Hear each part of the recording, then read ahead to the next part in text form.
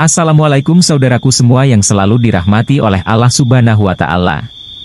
Sebelum kita semua mendengarkan cerita yang akan dibacakan, tidak lupa terlebih dahulu kita semua mengucapkan syukur atas semua nikmat yang telah Allah karuniakan. Selanjutnya, mari kita dengarkan cerita yang akan dibacakan. Abu Nawas manusia bertelur. Sudah bertahun-tahun Baginda Raja Harun al-Rashid ingin mengalahkan Abu Nawas. Namun perangkap-perangkap yang selama ini dibuat semua bisa diatasi dengan cara-cara yang cemerlang oleh Abu Nawas. Baginda Raja tidak putus asa. Masih ada puluhan jaring muslihat untuk menjerat Abu Nawas. Baginda Raja beserta para menteri sering mengunjungi tempat pemandian air hangat yang hanya dikunjungi para pangeran, bangsawan dan orang-orang terkenal. Suatu sore yang cerah ketika Baginda Raja beserta para menterinya berendam di kolam, beliau berkata kepada para menteri, "Aku punya akal untuk menjebak Abu Nawas." "Apakah itu wahai Paduka yang mulia?" tanya salah seorang menteri. "Kalian tak usah tahu dulu. Aku hanya menghendaki kalian datang lebih dini besok sore. Jangan lupa datanglah besok sebelum Abu Nawas datang karena aku akan mengundangnya untuk mandi bersama-sama kita," kata Baginda Raja memberi pengarahan. Baginda Raja memang sengaja tidak menyebutkan tipuan apa yang akan digelar besok. Abu Nawas diundang untuk mandi bersama Baginda Raja dan para menteri di pemandian air hangat yang terkenal itu. Seperti yang telah direncanakan, Baginda Raja dan para menteri sudah datang lebih dahulu. Baginda membawa 19 butir telur ayam. 18 butir dibagikan kepada para menterinya. 1 butir untuk dirinya sendiri. Kemudian Baginda memberi pengarahan singkat tentang apa yang telah direncanakan untuk menjebak Abu Nawas. Ketika Abu Nawas datang, Baginda Raja beserta para menteri sudah berendam di kolam. Abu Nawas melepas pakaian dan langsung ikut berendam. Abu Nawas harap-harap cemas. Kira-kira permainan apa lagi yang akan dihadapi? Mungkin permainan kali ini lebih berat karena Baginda Raja tidak memberi tenggang waktu untuk berpikir. Tiba-tiba Baginda Raja membuyarkan lamunan Abu Nawas. Beliau berkata, "Hai Abu Nawas, aku mengundangmu mandi bersama karena ingin mengajak engkau ikut dalam permainan kami." "Permainan apakah itu Paduka yang mulia?" tanya Abu Nawas belum mengerti. "Kita sekali-kali melakukan sesuatu yang secara alami hanya bisa dilakukan oleh binatang. Sebagai manusia kita mesti bisa dengan cara kita masing-masing," kata Baginda sambil tersenyum. "Hamba belum mengerti Baginda yang mulia," kata Abu Nawas agak ketakutan. "Masing-masing dari kita harus bisa bertelur seperti ayam dan barang siapa yang tidak bisa bertelur maka ia harus dihukum," kata Baginda. Abu Nawas tidak berkata apa-apa. Wajahnya nampak murung. Ia semakin yakin dirinya tak akan bisa lolos dari lubang jebakan Baginda dengan mudah. Melihat wajah Abu Nawas murung, wajah Baginda Raja semakin berseri-seri. "Nah, sekarang apa lagi yang kita tunggu? Kita menyelam lalu naik ke atas sambil menunjukkan telur kita masing-masing," perintah Baginda Raja. Baginda Raja dan para menteri mulai menyelam, kemudian naik ke atas satu persatu dengan menanting sebutir telur ayam. Abu Nawas masih di dalam kolam. Ia tentu saja tidak sempat mempersiapkan telur karena ia memang tidak tahu kalau ia diharuskan bertelur seperti ayam. Kini Abu Nawas tahu kalau Baginda Raja dan para menteri telah mempersiapkan telur masing-masing 1 butir. Karena belum ada seorang manusia pun yang bisa bertelur dan tidak akan pernah ada yang bisa. Karena dadanya mulai terasa sesak. Abu Nawas cepat-cepat muncul ke permukaan kemudian naik ke atas. Baginda Raja langsung mendekati Abu Nawas. Abu Nawas nampak tenang, bahkan ia berlakau aneh, tiba-tiba saja ia mengeluarkan suara seperti ayam jantan berkokok, keras sekali sehingga Baginda dan para menterinya merasa heran. "Ampun Tuanku yang mulia. Hamba tidak bisa bertelur seperti Baginda dan para menteri," kata Abu Nawas sambil membungkuk hormat. "Kalau begitu engkau harus dihukum," kata Baginda bangga. "Tunggu dulu wahai Tuanku yang mulia," kata Abu Nawas memohon. "Apalagi hai Abu Nawas," kata Baginda tidak sabar. "Paduka yang mulia, sebelumnya izinkan hamba membela diri. Sebenarnya kalau hamba mau bertelur, hamba tentu mampu. Tetapi hamba merasa menjadi ayam jantan, maka hamba tidak bertelur. Hanya ayam betina saja yang bisa bertelur." "Kukuruyuwup," kata Abu Nawas dengan membusungkan dada. Baginda Raja tidak bisa berkata apa-apa. Wajah Baginda dan para menteri yang semula cerah penuh kemenangan kini mendadak berubah menjadi merah padam karena malu. Sebab mereka dianggap ayam betina. Abu Nawas memang licin, malah kini lebih licin daripada belut. Karena merasa malu, Baginda Raja Harun al-Rasyid dan para menteri segera berpakaian dan kembali ke istana tanpa mengucapkan sepatah kata pun. Memang Abu Nawas yang tampaknya blow-on itu sebenarnya diakui oleh para ilmuwan sebagai ahli mantik atau ilmu logika. Gampang saja baginya untuk membolak-balikan dan mempermainkan kata-kata guna menjatuhkan mental lawan-lawannya. Lomba mimpi di bulan Ramadan. Setiap bulan Ramadan, umat Islam diwajibkan berpuasa, tak terkecuali Abu Nawas.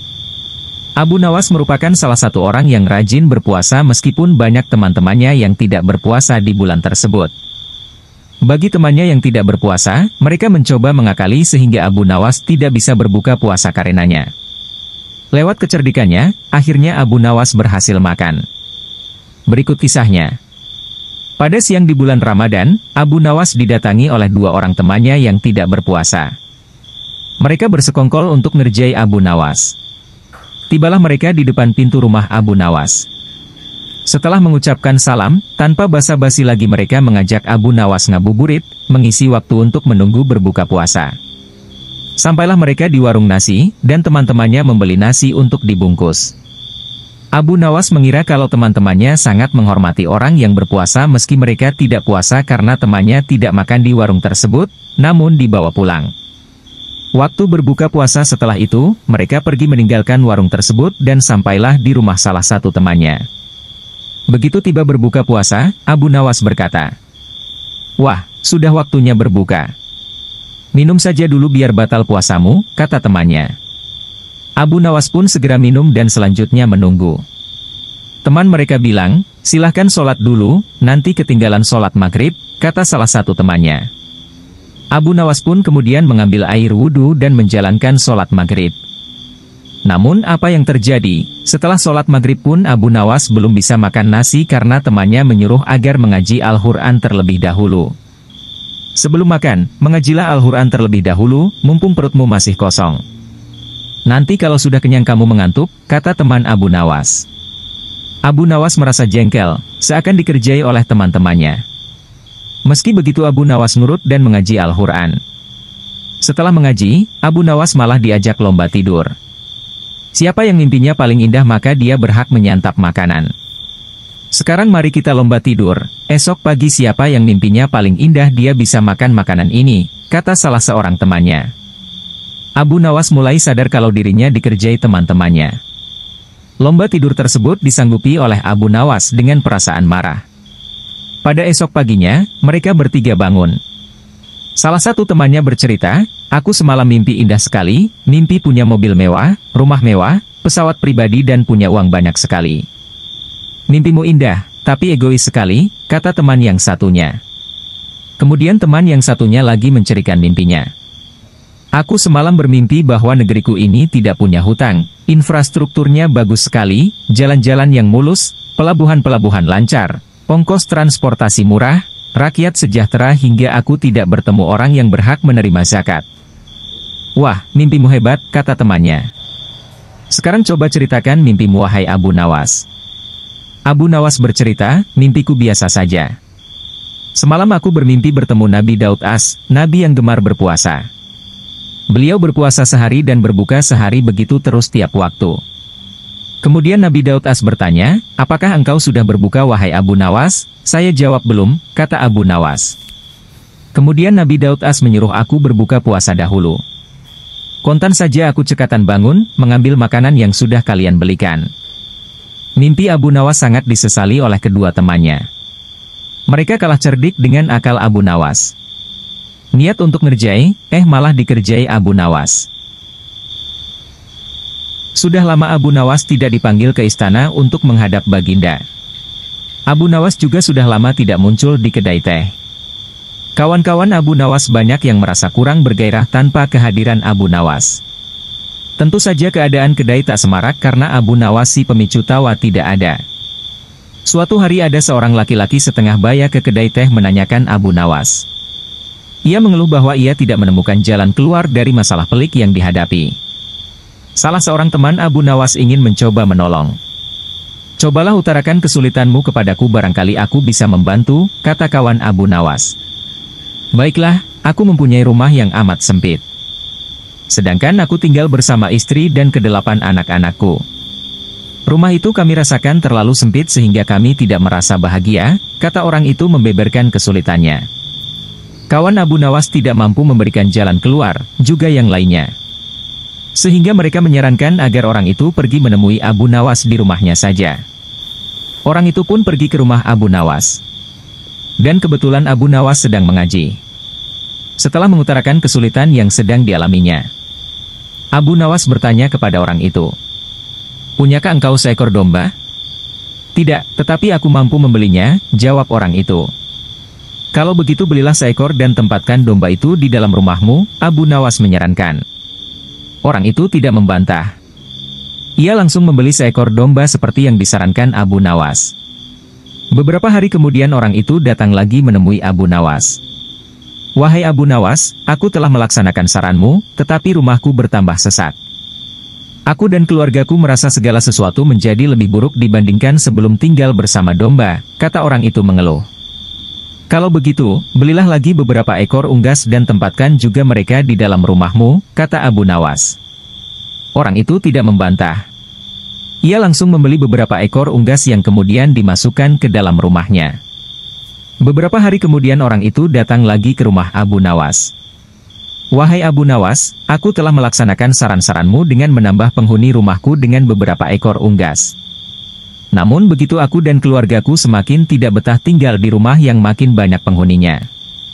Kami bertambah merasa tersiksa," kata orang itu dengan wajah yang semakin suram. "Kalau begitu belilah seekor anak unta dan peliharalah di dalam rumahmu," kata Abu Nawas menyarankan. Orang itu tidak membantah. Ia langsung ke pasar hewan membeli seekor anak unta untuk dipelihara di dalam rumahnya. Beberapa hari kemudian orang itu datang lagi menemui Abu Nawas. Ia berkata, "Wahai Abu Nawas, tahukah engkau bahwa keadaan di dalam rumahku sekarang hampir seperti neraka? Semuanya berubah menjadi lebih mengerikan daripada hari-hari sebelumnya. Wahai Abu Nawas, kami sudah tidak tahan tinggal serumah dengan binatang-binatang itu," kata orang itu putus asa. "Baiklah, kalau kalian sudah merasa tidak tahan maka juallah anak unta itu," kata Abu Nawas. Orang itu tidak membantah. Ia langsung menjual anak unta yang baru dibelinya. Beberapa hari kemudian Abu Nawas pergi ke rumah orang itu. "Bagaimana keadaan kalian sekarang?" Abu Nawas bertanya. "Keadaannya sekarang lebih baik karena anak unta itu sudah tidak lagi tinggal di sini," kata orang itu tersenyum. "Baiklah, kalau begitu sekarang juallah unggas-unggasmu," kata Abu Nawas. Orang itu tidak membantah. Ia langsung menjual unggas-unggasnya. Beberapa hari kemudian Abu Nawas mengunjungi orang itu. "Bagaimana keadaan rumah kalian sekarang?" Abu Nawas bertanya. "Keadaan sekarang lebih menyenangkan karena unggas-unggas itu sudah tidak tinggal bersama kami," kata orang itu dengan wajah ceria. "Baiklah kalau begitu sekarang juallah domba itu," kata Abu Nawas. Orang itu tidak membantah. Dengan senang hati ia langsung menjual dombanya. Beberapa hari kemudian Abu Nawas bertamu ke rumah orang itu. Ia bertanya, "Bagaimana keadaan rumah kalian sekarang?" "Kami merasakan rumah kami bertambah luas karena binatang-binatang itu sudah tidak lagi tinggal bersama kami. Dan kami sekarang merasa lebih berbahagia daripada dulu. Kami mengucapkan terima kasih yang tak terhingga kepadamu Abu Nawas," kata orang itu dengan wajah berseri-seri. "Sebenarnya batas sempit dan luas itu tertancap dalam pikiranmu. Kalau engkau selalu bersyukur atas nikmat dari Tuhan maka Tuhan akan mencabut kesempitan dalam hati dan pikiranmu," kata Abu Nawas menjelaskan. Dan sebelum Abu Nawas pulang, ia bertanya kepada orang itu, "Apakah engkau sering berdoa?" "Ya," jawab orang itu. "Ketahuilah, bahwa doa seorang hamba tidak mesti diterima oleh Allah karena manakala Allah membuka pintu pemahaman kepada engkau ketika Dia tidak memberi engkau, maka ketiadaan pemberian itu merupakan pemberian yang sebenarnya." Kisah sang raja nyaris terbunuh. Kisah Abu Nawas kali ini akan mengisahkan tentang Abu Nawas yang berhasil menyerahkan baginda raja untuk dipotong lehernya kepada para tukang bubur kampung Baduy. Berikut kisahnya. Pada suatu hari, Abu Nawas berjalan-jalan hingga ke kampung Badui di daerah gurun jauh dari kota tempat tinggalnya. Sesampainya di tempat tersebut, ditemuinya ada beberapa orang yang sedang memasak bubur. Suasananya ramai sekali. Tanpa disadarinya, ia ditangkap oleh orang-orang itu dan dibawa ke rumah mereka untuk disembelih. "Kenapa aku ditangkap?" tanya Abu Nawas. "Wahai orang asing, setiap orang yang lewat di sini pasti akan kami tangkap dan kami sembelih seperti kambing dan dimasukkan ke belanga bersama adonan tepung itu. Inilah pekerjaan kami dan itulah makanan kami sehari-hari," jawab salah seorang dari mereka sambil menunjuk ke belanga yang airnya mendidih.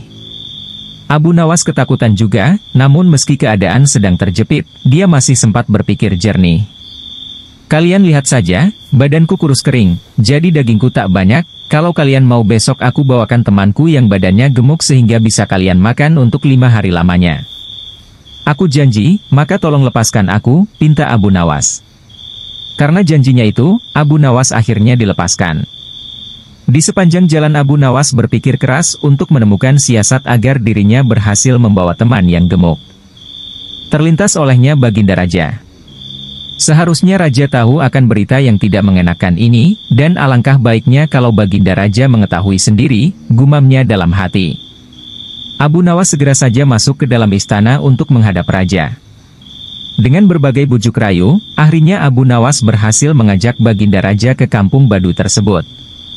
Sesampainya di kampung Badui tersebut, si pemilik rumah tanpa banyak bicara langsung saja menangkapnya. Abu Nawas segera meninggalkan tempat itu dan dalam hati dia berpikir, bila Raja pintar, pasti niscaya dia akan bisa membebaskan diri. Tapi kalau bodoh, akan matilah ia karena akan disembelih orang jahat itu. Sementara itu, di dalam rumah, Baginda tidak menyangka akan disembelih. Dengan takutnya dia berkata, "Jika membuat bubur, dagingku ini tidaklah banyak karena banyak lemaknya. Tapi jika kalian izinkan, kalian akan aku buatkan peci kemudian dijual yang harganya jauh lebih mahal ketimbang harga buburmu itu." Akhirnya mereka menyetujuinya. Baginda telah beberapa hari tidak terlihat di istananya, ia bekerja keras untuk membuat peci untuk orang Badui itu. Namun pada akhirnya beberapa ke depan Baginda dibebaskan oleh para pengawalnya. Dan hukuman untuk Abu Nawas setelah Baginda dibebaskan, barulah Abu Nawas dipanggil untuk mempertanggungjawabkan semua perbuatannya. Abu Nawas dianggap telah mempermalukan rajanya di muka rakyatnya sendiri. "Wahai Abu Nawas, engkau ini benar-benar telah mempermalukan aku, perbuatanmu sungguh tidak pantas dan kamu harus dibunuh," ujar Raja Harun geram. "Ya tuanku, sebelum hamba dihukum, perkenankan hamba menyampaikan beberapa hal," kata Abu Nawas membela diri. "Baiklah, tetapi kalau ucapanmu salah, niscaya engkau akan dibunuh hari ini juga," ujar Baginda Raja. "Wahai tuanku, alasan hamba menyerahkan kepada si penjual bubur itu adalah ingin menunjukkan kenyataan di dalam masyarakat negeri ini kepada Paduka. Karena semua kejadian di dalam negeri ini adalah tanggung jawab Baginda kepada Allah kelak. Raja yang adil sebaiknya mengetahui perbuatan rakyatnya," kata Abu Nawas. Setelah mendengar ucapan Abu Nawas yang demikian, hilanglah rasa amarah Baginda Raja. Dalam hati beliau membenarkan ucapan Abu Nawas tersebut. "Baiklah, engkau aku ampuni atas semua perbuatanmu dan jangan melakukan perbuatan seperti itu lagi kepadaku," tutur Baginda Raja. Kisah Dua Ibu Satu Anak. Kisah ini mirip dengan kejadian pada masa Nabi Sulaiman ketika masih muda. Entah sudah berapa hari kasus seorang bayi yang diakui oleh dua orang ibu yang sama-sama ingin memiliki anak. Hakim rupanya mengalami kesulitan memutuskan dan menentukan perempuan yang mana sebenarnya yang menjadi ibu bayi itu. Karena kasus berlarut-larut, maka terpaksa hakim menghadap Baginda Raja untuk minta bantuan. Baginda pun turun tangan. Baginda memakai taktik rayuan. Baginda berpendapat mungkin dengan cara-cara yang amat halus salah satu wanita itu ada yang mau mengalah. Tetapi kebijaksanaan Baginda Raja Harun al-Rasyid justru membuat kedua perempuan makin mati-matian saling mengaku bahwa bayi itu adalah anaknya. Baginda berputus asa.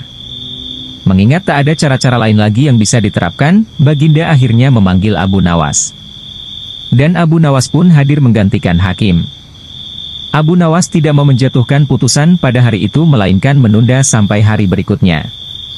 Semua yang hadir yakin Abu Nawas pasti sedang mencari akal seperti yang biasa dilakukan. Padahal penundaan itu hanya disebabkan Algojo tidak ada di tempat. Keesokan hari sidang pengadilan diteruskan lagi. Abu Nawas memanggil Algojo dengan pedang di tangan. Abu Nawas memerintahkan agar bayi itu diletakkan di atas meja. "Apa yang akan kau perbuat terhadap bayi itu?" kata kedua perempuan itu saling memandang. Kemudian Abu Nawas melanjutkan dialog.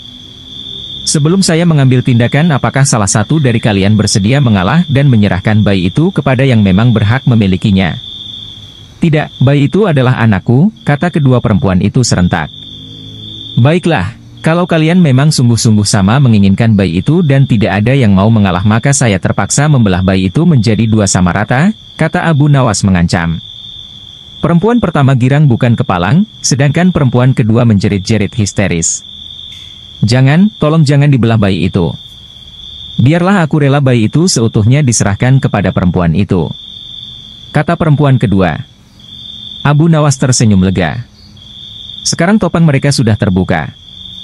Abu Nawas segera mengambil bayi itu dan langsung menyerahkan kepada perempuan kedua. Abu Nawas minta agar perempuan pertama dihukum sesuai dengan perbuatannya. Karena tak ada ibu yang tega menyaksikan anaknya disembelih. Apalagi di depan mata. Baginda Raja merasa puas terhadap keputusan Abu Nawas. Dan sebagai rasa terima kasih, Baginda menawari Abu Nawas menjadi penasehat hakim kerajaan. Tetapi Abu Nawas menolak. Ia lebih senang menjadi rakyat biasa. Abu Nawas tertipu sandal ajaib. Ada-ada saja ulah Abu Nawas ini, tapi maksud dan tujuannya sebenarnya baik, yaitu menyadarkan orang-orang kaya, yang sekampung dengannya agar selalu ingat kepada Allah Subhanahu wa Ta'ala. Agar mereka sadar dari perbuatan untuk memperkaya diri sendiri dengan cara apapun. Nah, ide cemerlangnya kali ini adalah sebuah sandal ajaib. Berkat sandal ajaib ini, akhirnya salah seorang di antara mereka bertobat kepada Allah Subhanahu wa Ta'ala. Berikut kisahnya. Kampung tempat tinggal Abu Nawas lama-kelamaan membuatnya merasa tak nyaman karena saking banyaknya umat Islam yang menumpuk-numpuk harta dengan menghalalkan segala cara. Otomatis hal ini membuat Abu Nawas gusar, karena sebagai seorang ulama, Abu Nawas berpikir bahwa hal itu bertentangan dengan ajaran Islam. Untuk menghentikan perbuatan buruk tersebut, Abu Nawas memutar otak mencari ide yang tepat untuk menyadarkan banyak orang. Setelah berpikir panjang, akhirnya ia menemukan ide cemerlang, yaitu ide sandal ajaib. Dengan mengambil peralatan sederhana, berangkatlah ia ke pasar untuk gelar tikar menjual sandal-sandal ajaibnya tersebut. "Sandal ajaib, sandal ajaib, sandal ajaib," kata Abu Nawas berkali-kali di pasar. Sesaat kemudian muncullah salah seorang pemuda yang melihat-lihat barang dagangannya. "Silahkan tuan, mau mencari apa?" tanya Abu Nawas. "Saya ingin mencari sandal yang bisa merubah hidupku yang miskin ini," jawab pemuda itu. "Apa maksud tuan?" tanya Abu Nawas lagi. "Saya ini sudah lama hidup miskin dan ingin sekali kaya raya. Saya ingin membeli barang yang bisa memberikan saya keberuntungan," kata pemuda itu. Kemudian Abu Nawas menunjukkan salah satu sandal ajaibnya. Ia mengatakan bahwa sandal itu akan membuat penggunanya dari tak punya menjadi orang yang punya. Karena tertarik, pembeli itu akhirnya jadi juga membeli sandal ajaib itu dengan harga yang lumayan mahal. Si pemuda langsung saja memakai sandal ajaib itu berkeliling kampung dengan harapan semoga keberuntungan segera berpihak kepadanya. Akan tetapi, harapannya tak kunjung terwujud. Jangankan keberuntungan, si pemuda malah dikira pencuri di kampung tersebut. Untung saja para warga tak sampai menghakiminya. Karena merasa tertipu, pemuda itu kembali lagi menemui Abu Nawas untuk protes.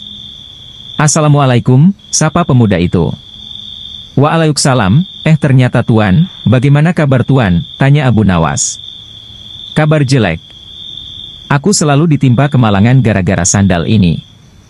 Padahal dulu engkau mengatakan kalau sandal ini bisa mendatangkan keberuntungan, bisa menjadi kaya dan terkenal, tapi mana buktinya?" protes si pembeli. "Seingat saya tidak pernah mengatakan seperti itu tuan," sergah Abu Nawas.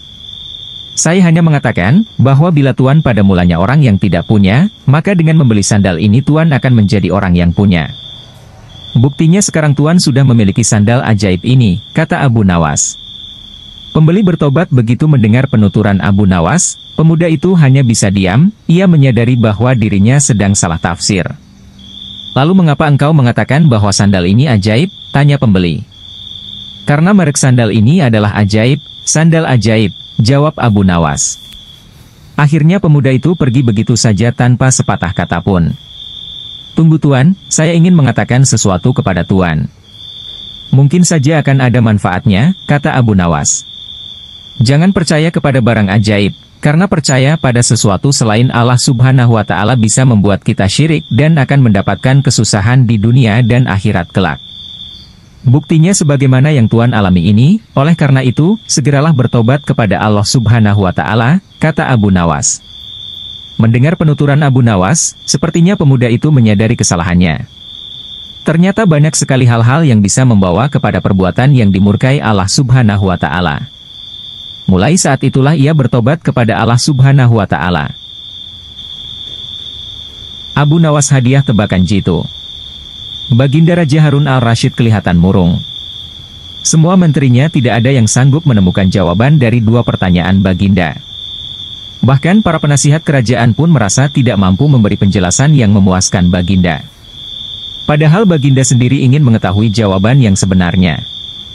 Mungkin karena amat penasaran, para penasihat Baginda menyarankan agar Abu Nawas saja yang memecahkan dua teka-teki yang membingungkan itu.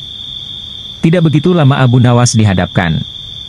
Baginda mengatakan bahwa akhir-akhir ini ia sulit tidur karena diganggu oleh keingintahuan menyingkap dua rahasia alam. Tuanku yang mulia, sebenarnya rahasia alam yang manakah yang Paduka maksudkan? Tanya Abu Nawas ingin tahu. Aku memanggilmu untuk menemukan jawaban dari dua teka-teki yang selama ini menggoda pikiranku, kata Baginda. Bolehkah hamba mengetahui kedua teka-teki itu wahai Paduka junjungan hamba, kata Abu Nawas. Yang pertama, di manakah sebenarnya batas jagat raya ciptaan Tuhan kita? Tanya Baginda. Di dalam pikiran, wahai Paduka yang mulia, jawab Abu Nawas tanpa sedikit pun perasaan ragu. Tuanku yang mulia, ketidakterbatasan itu ada karena adanya keterbatasan. Dan keterbatasan itu ditanamkan oleh Tuhan di dalam otak manusia. Dari itu manusia tidak akan pernah tahu di mana batas jagat raya ini. Sesuatu yang terbatas tentu tak akan mampu mengukur sesuatu yang tidak terbatas, jelas Abu Nawas. Baginda mulai tersenyum karena merasa puas mendengar penjelasan Abu Nawas yang masuk akal. Kemudian Baginda melanjutkan teka-teki yang kedua. Wahai Abu Nawas, manakah yang lebih banyak jumlahnya, bintang-bintang di langit ataukah ikan-ikan di laut? Tanya Raja. Ikan-ikan di laut, jawab Abu Nawas dengan tangkas. Bagaimana kau bisa langsung memutuskan begitu? Apakah engkau pernah menghitung jumlah mereka? Tanya Baginda heran. Paduka yang mulia, bukankah kita semua tahu bahwa ikan-ikan itu setiap hari ditangkapi dalam jumlah besar? Namun begitu jumlah mereka tetap banyak seolah-olah tidak pernah berkurang karena saking banyaknya. Sementara bintang-bintang itu tidak pernah rontok, jumlah mereka juga banyak, jawab Abu Nawas meyakinkan. Seketika itu rasa penasaran yang selama ini menghantui Baginda sirna tak berbekas. Baginda Raja Harun al-Rasyid memberi hadiah Abu Nawas dan istrinya uang yang cukup banyak. Lalu, pada suatu ketika di lain hari. Tidak seperti biasa, hari itu Baginda tiba-tiba ingin menyamar menjadi rakyat biasa. Beliau ingin menyaksikan kehidupan di luar istana tanpa sepengetahuan siapapun agar lebih leluasa bergerak. Baginda mulai keluar istana dengan pakaian yang amat sederhana layaknya seperti rakyat jelata. Di sebuah perkampungan beliau melihat beberapa orang berkumpul.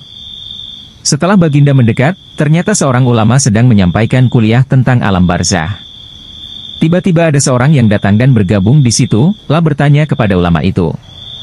Kami menyaksikan orang kafir pada suatu waktu dan mengintip kuburnya, tetapi kami tiada mendengar mereka berteriak dan tidak pula melihat penyiksaan-penyiksaan yang katanya sedang dialaminya.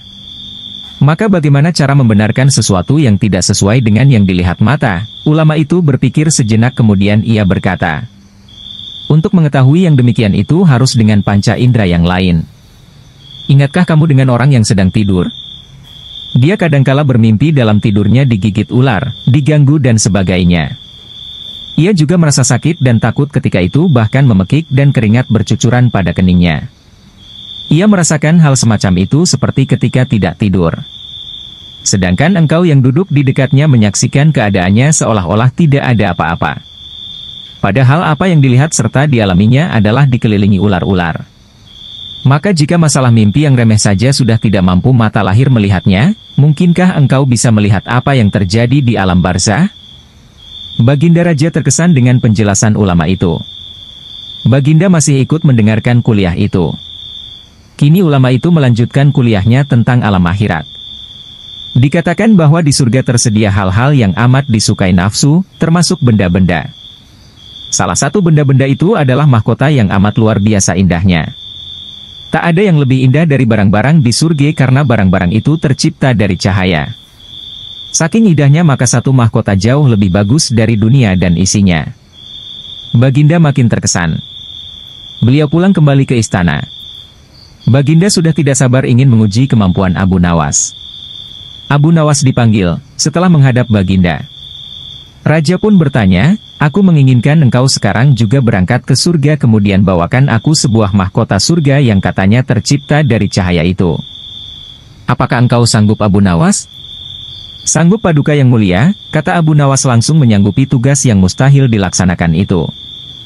Tetapi Baginda harus menyanggupi pula satu syarat yang akan hamba ajukan. Sebutkan syarat itu, kata Baginda Raja. Hamba mohon Baginda menyediakan pintunya agar hamba bisa memasukinya. Pintu apa? Tanya Baginda belum mengerti. Pintu alam akhirat, jawab Abu Nawas. Apa itu? Tanya Baginda ingin tahu. Kiamat. Wahai Paduka yang mulia. Masing-masing alam mempunyai pintu. Pintu alam dunia adalah liang peranakan ibu. Pintu alam barzah adalah kematian. Dan pintu alam akhirat adalah kiamat. Surga berada di alam akhirat. Bila Baginda masih tetap menghendaki hamba mengambilkan sebuah mahkota di surga, maka dunia harus kiamat terlebih dahulu. Kata Abu Nawas menjelaskan. Mendengar penjelasan Abu Nawas Baginda Raja terdiam. Di sela-sela kebingungan Baginda Raja Harun al-Rashid, Abu Nawas bertanya lagi.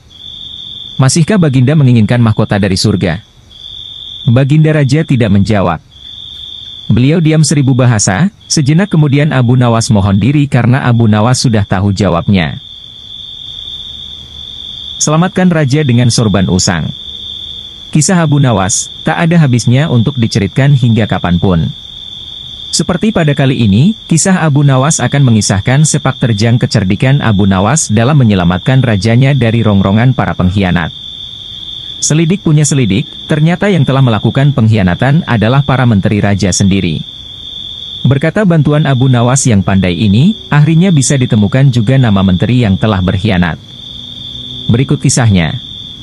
Pada suatu hari di kerajaan yang dipimpin oleh Raja Harun al-Rashid telah terjadi huru-hara. Rakyatnya tidak lagi mendapat ketenangan seperti biasanya karena telah terjadi penculikan dan pembunuhan yang misterius. Raja dan para prajuritnya akhirnya mengetahui bahwa huru-hara tersebut bukan datang dari musuh, namun dari dalam istana sendiri yang diotaki oleh para menterinya. Namun, Raja sangat kesulitan untuk mencari siap yang berseongkol terhadap tindakan penculikan dan pembunuhan tersebut karena dia melihat bahwa para menterinya semuanya taat kepadanya. Dari itu, dipanggillah Abu Nawas yang dikenal memiliki otak yang cerdas. Akhir-akhir ini aku gelisah, seolah ada seseorang yang hendak mengkudeta kerajaanku. Apa ada yang salah dengan kepemimpinanku? Tanya Raja kepada Abu Nawas. Ampun beribu ampun Baginda, apa yang bisa hamba lakukan untuk membantu? Tanya Abu Nawas. Begini wahai Abu Nawas, berilah cara kepadaku untuk menguji kesetiaan para menteriku, kata Raja dengan iming-iming hadiah. Baiklah Paduka, berilah hamba waktu sehari saja agar bisa memikirkan caranya, ujar Abu Nawas sambil berenjak meninggalkan rajanya. Tes kesetiaan menteri-menteri setibanya di rumah, Abu Nawas berpikir keras untuk menemukan cara yang terbaik dan jitu. Karena kelelahan, Abu Nawas akhirnya tertidur dengan lelapnya. Pada keesokan harinya ketika ia hendak sholat subuh, ia menemukan sorban yang berbau tidak sedap. Sorban itu memang telah lama tidak dicuci oleh istrinya. Dari situlah Abu Nawas menemukan cara jitu untuk menguji kesetiaan para menteri kerajaan. Setelah sholat subuh, Abu Nawas segera bergegas menuju istana kerajaan untuk menghadap Raja Harun al-Rashid. Abu Nawas meminta Raja untuk bersandiwara seolah telah memiliki sorban sakti. Raja Harun setuju dan melakukan apa yang telah diperintahkan oleh Abu Nawas. Setelah itu, maka dikumpulkanlah kelima menterinya untuk menghadap. Di hadapan para menteri itu, Raja mengatakan bahwa ia telah mendapat hadiah berupa sorban sakti hasil pemberian dari kerajaan lain. Dan salah satu kesaktian sorban itu adalah bisa menentukan masa depan kerajaan di masa yang akan datang. Wahai para menteriku, bantulah aku untuk menentukan masa di negeri ini, titah Raja. Bagaimana caranya wahai Baginda? Tanya salah seorang menteri. Masing-masing dari kalian, coba ciumlah sorban hadiah ini secara bergantian. Apabila berbau wangi, maka kerajaan ini akan abadai. Namun, bila baunya busuk, maka kerajaan ini tidak akan lama lagi akan segera runtuh, jelas Raja. Kehebatan sorban usang sesuai dengan perintah Raja, para menteri satu persatu memasuki ruangan untuk mencium sorban sakti tersebut. Setelah semuanya telah mendapatkan giliran, maka dikumpulkanlah lagi menteri-menterinya. Bagaimana baunya? Tanya Raja. Sorban ini baunya sangat harum, niscaya kerajaan ini akan abadi, jawab menteri pertama. Menteri kedua dan ketiga menjawab sama dengan menteri pertama. Intinya adalah mereka berusaha untuk membuat rajanya senang. Giliran menteri keempat dan kelima angkat bicara. Di luar dugaan, menteri keempat dan kelima ini mengatakan bahwa sorab sakti tersebut baunya busuk dan menyengat hidung.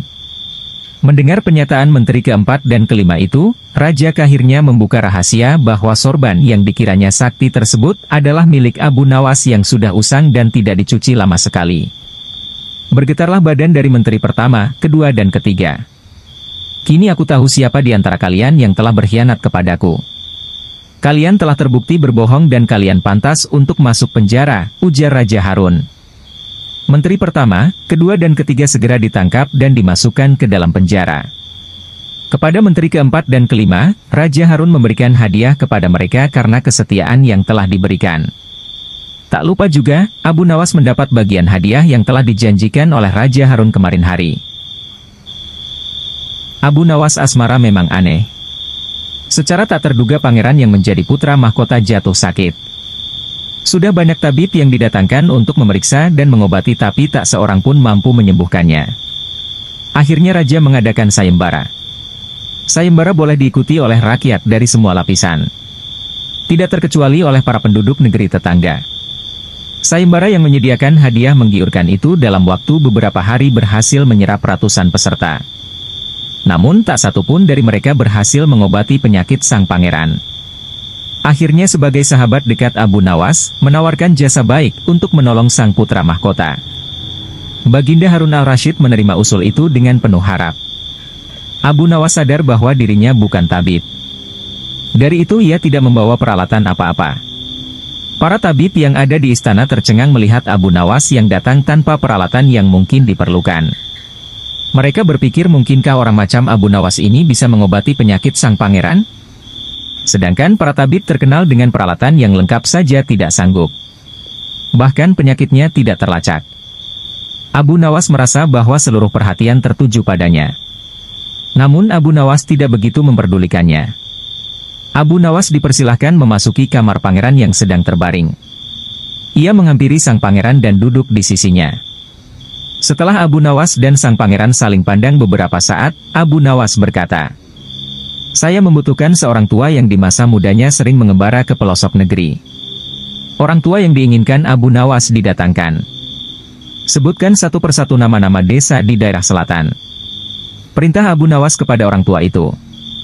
Ketika orang tua itu menyebutkan nama-nama desa bagian selatan, Abu Nawas menempelkan telinganya ke dada sang pangeran. Kemudian Abu Nawas memerintahkan agar menyebutkan bagian utara, barat dan timur. Setelah semua bagian negeri disebutkan, Abu Nawas mohon agar diizinkan mengunjungi sebuah desa di sebelah utara. Raja merasa heran. "Engkau kuundang ke sini bukan untuk bertamasya. Hamba tidak bermaksud berlibur yang mulia," kata Abu Nawas. "Tetapi aku belum paham," kata Raja. "Maafkan hamba paduka yang mulia." "Kah? Kurang bijaksana rasanya bila hamba jelaskan sekarang," kata Abu Nawas. Abu Nawas pergi selama 2 hari. Sekembali dari desa itu, Abu Nawas menemui sang pangeran dan membisikkan sesuatu kemudian menempelkan telinganya ke dada sang pangeran. Lalu Abu Nawas menghadap Raja. "Apakah yang mulia masih menginginkan sang pangeran tetap hidup?" tanya Abu Nawas. "Apa maksudmu?" Raja balas bertanya. sang pangeran sedang jatuh cinta pada seorang gadis desa di sebelah utara negeri ini. Kata Abu Nawas menjelaskan. Bagaimana kau tahu, ketika nama-nama desa di seluruh negeri disebutkan tiba-tiba degup jantungnya bertambah keras ketika mendengarkan nama sebuah desa di bagian utara negeri ini. Dan sang pangeran tidak berani mengutarakannya kepada Baginda. Lalu apa yang harus aku lakukan? Tanya raja. Mengawinkan pangeran dengan gadis desa itu. Kalau tidak, tawar raja ragu-ragu. Cinta itu buta. Bila kita tidak berusaha mengobati kebutaannya, maka ia akan mati. Rupanya saran Abu Nawas tidak bisa ditolak. Sang pangeran adalah putra satu-satunya yang merupakan pewaris tunggal kerajaan. Abu Nawas benar.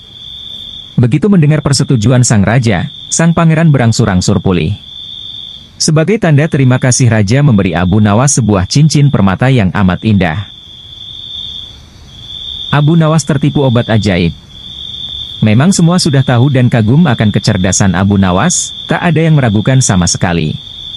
Pada suatu hari, Raja Harun ar-Rasyid telah mempermalukan Abu Nawas dengan menyiram air kencing di depan para tamu undangan. Abu Nawas hanya bisa terdiam, namun dalam hati dia merencanakan sesuatu di lain hari. Kisahnya figur Abu Nawas ini memang sangat lihai dalam menyelesaikan masalah. Tidak hanya lucu saja, akan tetapi juga bijaksana sehingga Abu Nawas tidak dapat dianggap enteng. Raja sangat bangga memiliki warga seperti Abu Nawas ini. Namun, pada pihak lain dari diri Abu Nawas juga sangat menjengkelkan raja karena ulahnya yang selalu tidak tahu diri. Oleh karena itulah Baginda Raja tak pernah berhenti memeras otaknya untuk membalas Abu Nawas. Seperti pada tahun-tahun sebelumnya, setiap bulan Rabiul Awal diadakan acara Maulid Nabi. Sambil tersenyum, Baginda Raja bergumam dalam hati, awas ya kamu Abu Nawas, kali ini kamu pasti kena. Acara Maulid Nabi pun tibalah waktunya, dan diselenggarakan di istana. Pada saat itu semua pembesar negeri hadir termasuk putra-putra mahkota dari kerajaan sebelah, termasuk pula Abu Nawas ikutan diundang. Dengan perintah raja, semua yang hadir di acara Maulid Nabi tersebut dipersilahkan untuk berdiri dan kemudian disirami dengan air mawar yang menebarkan bau harum. Kecuali Abu Nawas, dia disiram dengan air kencing. Membalas tipuan raja setelah disiram dengan air kencing tersebut, jadi sadarlah Abu Nawas kalau dirinya telah dipermalukan di depan para pembesar negeri. Dia bungkam 1000 bahasa dan hanya bisa bergumam dalam hati. Baiklah, hari ini Paduka telah memberiku kuah tak sedap, esok hari aku akan membalasnya dengan isinya. Sejak saat itu Abu Nawas tidak pernah menjejakkan kakinya di istana. Raja pun menjadi kangen dibuatnya karena kelucuannya saat bercerita. Ketika raja memanggilnya ke istana, rupanya Abu Nawas tidak bersedia dengan alasan sakit yang membuat tubuhnya lemah lunglai. Karena khawatir telah terjadi sesuatu dengan diri Abu Nawas, raja pun ingin menengoknya diiringi dengan beberapa petinggi kerajaan. Pucuk dicinta ulam tiba, begitu mendengar raja menuju ke rumahnya, Abu Nawas yang dalam keadaan segar bugar itu pun langsung memasang aksi. Matanya terpejam, badan tergeletak lemah lunglai. Namun, sebelum dia beraksi demikian, dia telah terlebih dahulu menyuruh istrinya menyiapkan obat ajaib yang berbentuk bulatan kecil. Dan di antara bulatan obat ajaib itu terdapat 2 butir yang dibubuhi tinja di dalamnya.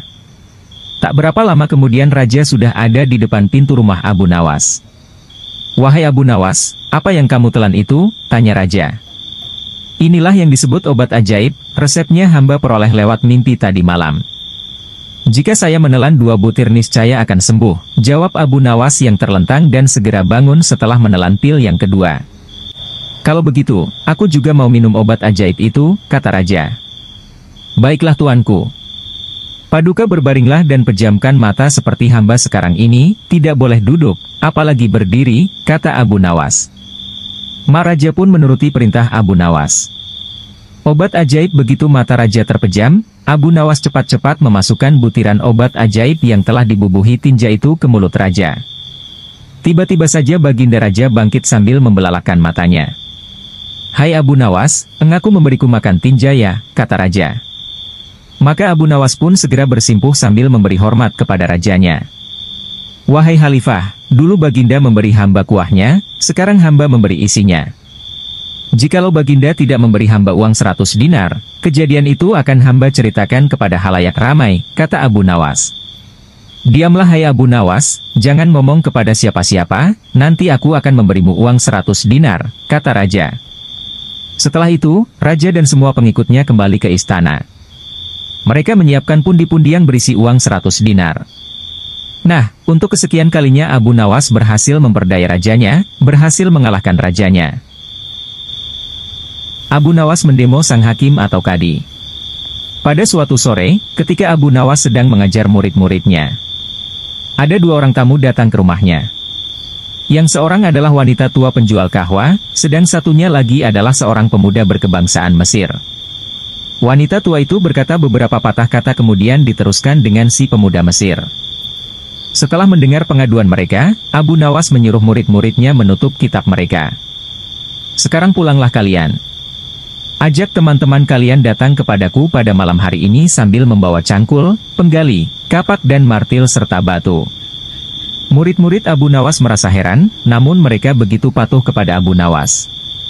Dan mereka merasa yakin gurunya selalu berada membuat kejutan dan berada di pihak yang benar.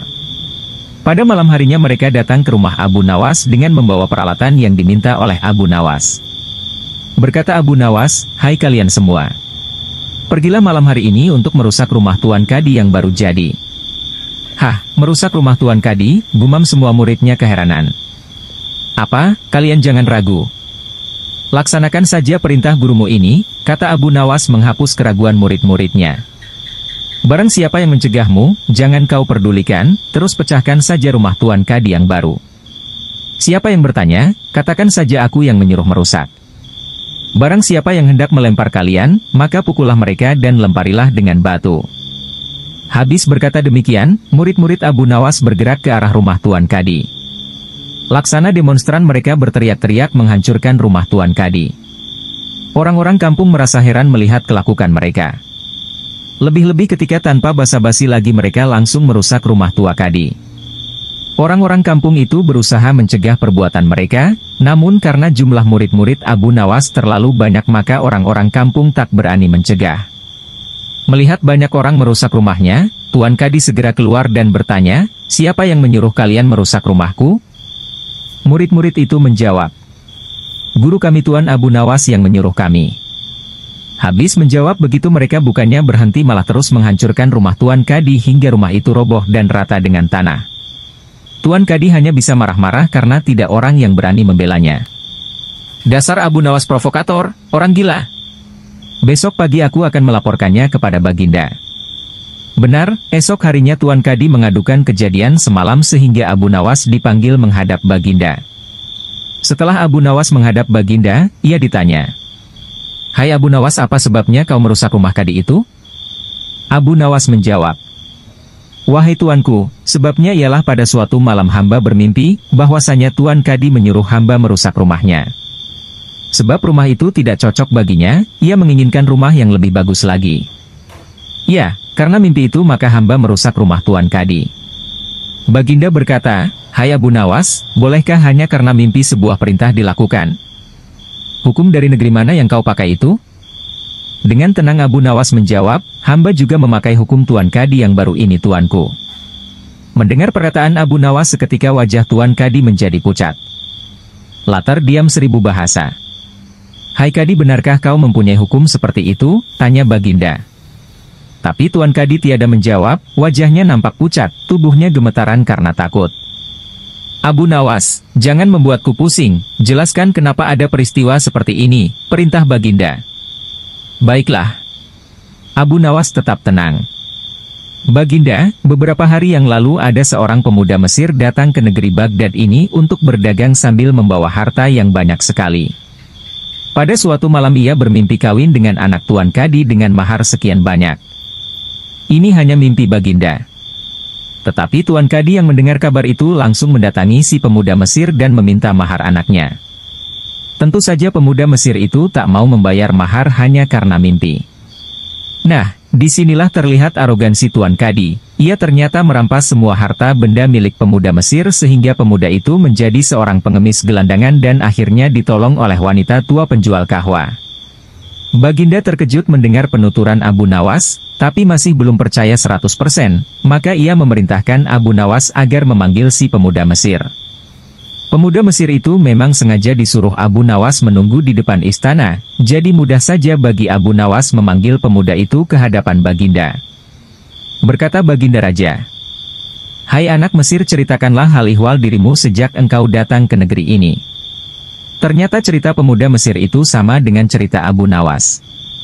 Bahkan pemuda itu juga membawa saksi, yaitu Pak Tua pemilik tempat kos dia menginap. Kurang ajar, ternyata aku telah mengangkat seorang kadi yang bejat moralnya. Baginda sangat murka. Kadi yang baru itu dipecat dan seluruh harta bendanya dirampas dan diberikan kepada si pemuda Mesir. Setelah perkara selesai, kembalilah si pemuda Mesir itu dengan Abu Nawas pulang ke rumahnya.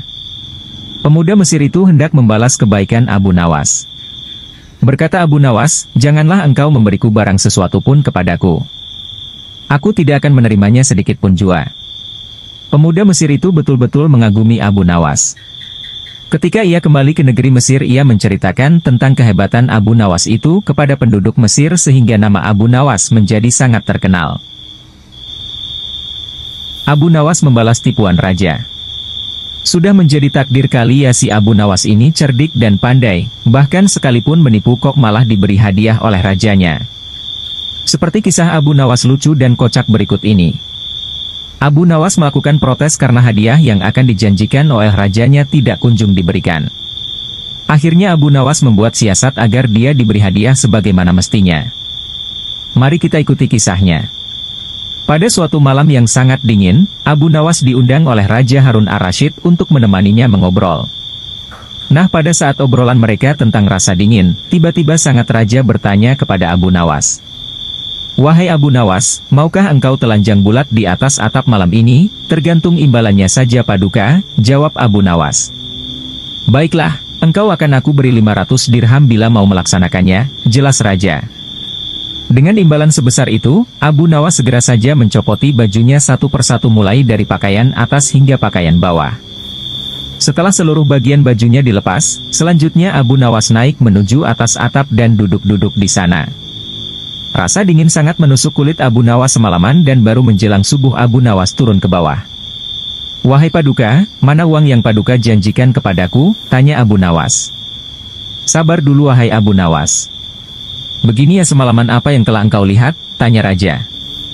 "Hamba tidak melihat apa-apa tuanku. Hanya seberkas cahaya yang nampak dari kejauhan saja," jawab Abu Nawas. "Kalau begitu, engkau tidak berhak mendapatkan imbalan karena engkau telah dihangati oleh cahaya itu," ujar raja. "Loh, bagaimana bisa begitu Paduka? Hamba semalam hampir mati kedinginan," protes Abu Nawas. Akan tetapi sang raja tidak mau mendengar protes dari Abu Nawas, bahkan sang raja menyuruh Abu Nawas untuk segera pulang ke rumahnya. Dengan perasaan yang masih kedinginan disertai rasa sedih, akhirnya Abu Nawas meninggalkan istana menuju rumahnya. Dalam perjalanan, Abu Nawas berkata dalam hati, "Bagaimana mungkin Baginda ini ingkar janji? Baiklah, aku harus mendapatkan hakku yang tadi." Setelah selang beberapa hari, Abu Nawas menghadap Raja Harun ar-Rasyid. Abu Nawas mengundang rajanya untuk jamuan makan-makan di rumahnya. Raja Harun pun menerima undangan tersebut. Pagi-pagi sekali Abu Nawas sudah muncul di istana dengan tujuan menjemput raja bersama dengan rombongan kerajaan. Di tengah perjalanan, Abu Nawas minta izin kepada rajanya untuk mendahului mereka dengan alasan ada hal yang harus dikerjakan, terutama menyiapkan hal penyambutan meriah kepada rajanya. Tidak beberapa lama kemudian, Abu Nawas sudah berada di tempat pesta. "Ayo, cepatlah dirikan kemah," teriak Abu Nawas kepada murid-muridnya. Abu Nawas rupanya menyuruh murid-muridnya agar keadaan menjadi siap dalam penyambutan nanti.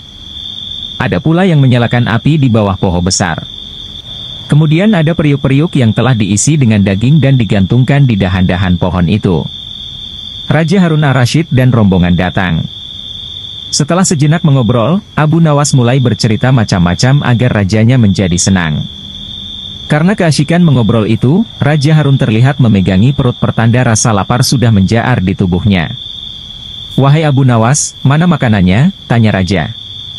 "Sabar Baginda, apinya lamban sekali panasnya, padahal sejak dari tadi pagi dinyalakan," jawab Abu Nawas. "Api jenis apa itu kok lamban sekali panasnya?" "Coba antar aku ke dapur," ujar raja.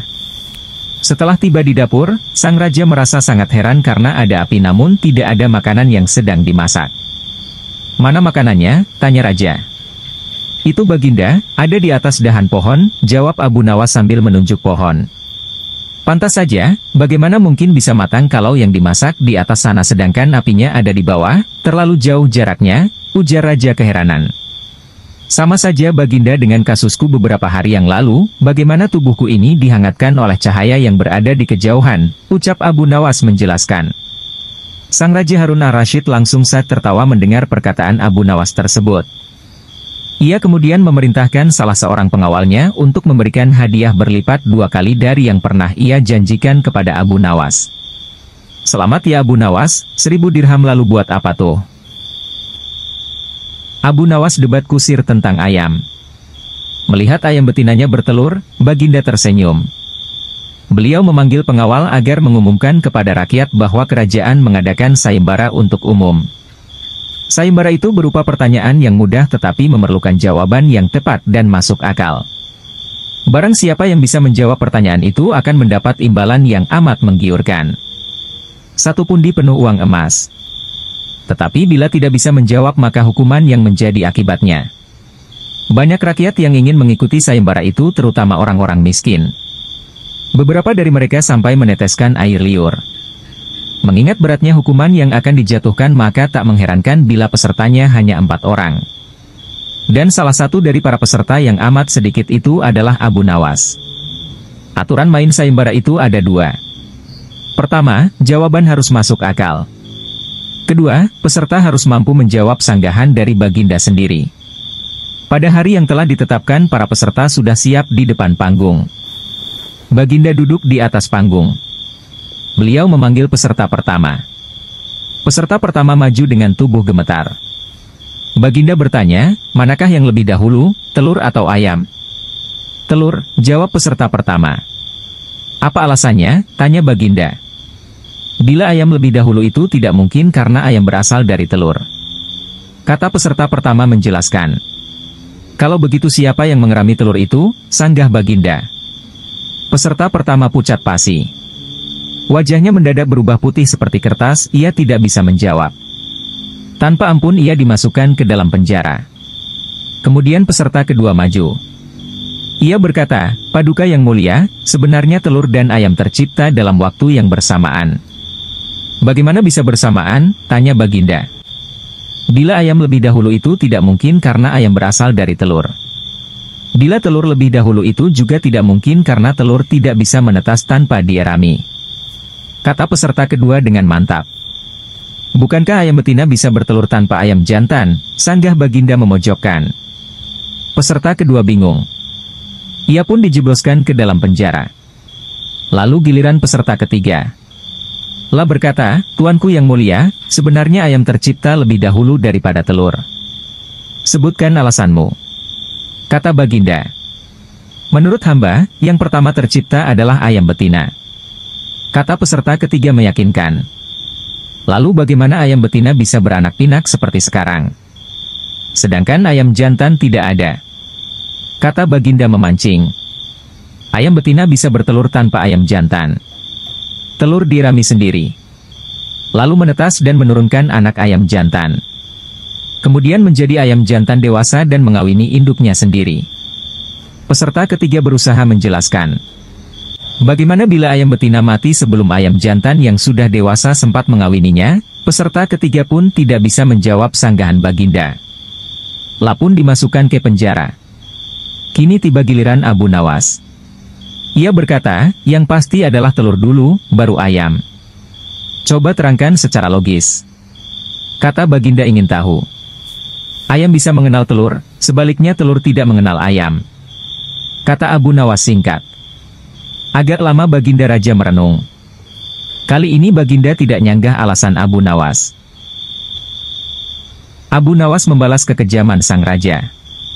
Abu Nawas hanya tertunduk sedih mendengarkan penuturan istrinya. Tadi pagi beberapa pekerja kerajaan atas Titan langsung Baginda Raja membongkar rumah dan terus menggali tanpa bisa dicegah. Kata mereka tadi malam Baginda bermimpi bahwa di bawah rumah Abu Nawas terpendam emas dan permata yang tak ternilai harganya. Tetapi setelah mereka terus menggali ternyata emas dan permata itu tidak ditemukan. Dan Baginda juga tidak meminta maaf kepada Abu Nawas apabila mengganti kerugian. Inilah yang membuat Abu Nawas memendam dendam. Lama Abu Nawas memeras otak, namun belum juga ia menemukan muslihat untuk membalas Baginda. Makanan yang dihidangkan oleh istrinya tidak dimakan karena nafsu makannya lenyap. Malam pun tiba, namun Abu Nawas tetap tidak beranjak. Keesokan hari Abu Nawas melihat lalat-lalat mulai menyerbu makanan Abu Nawas yang sudah basi. Ia tiba-tiba tertawa riang. "Tolong ambilkan kain penutup untuk makananku dan sebatang besi," Abu Nawas berkata kepada istrinya. "Untuk apa?" tanya istrinya heran.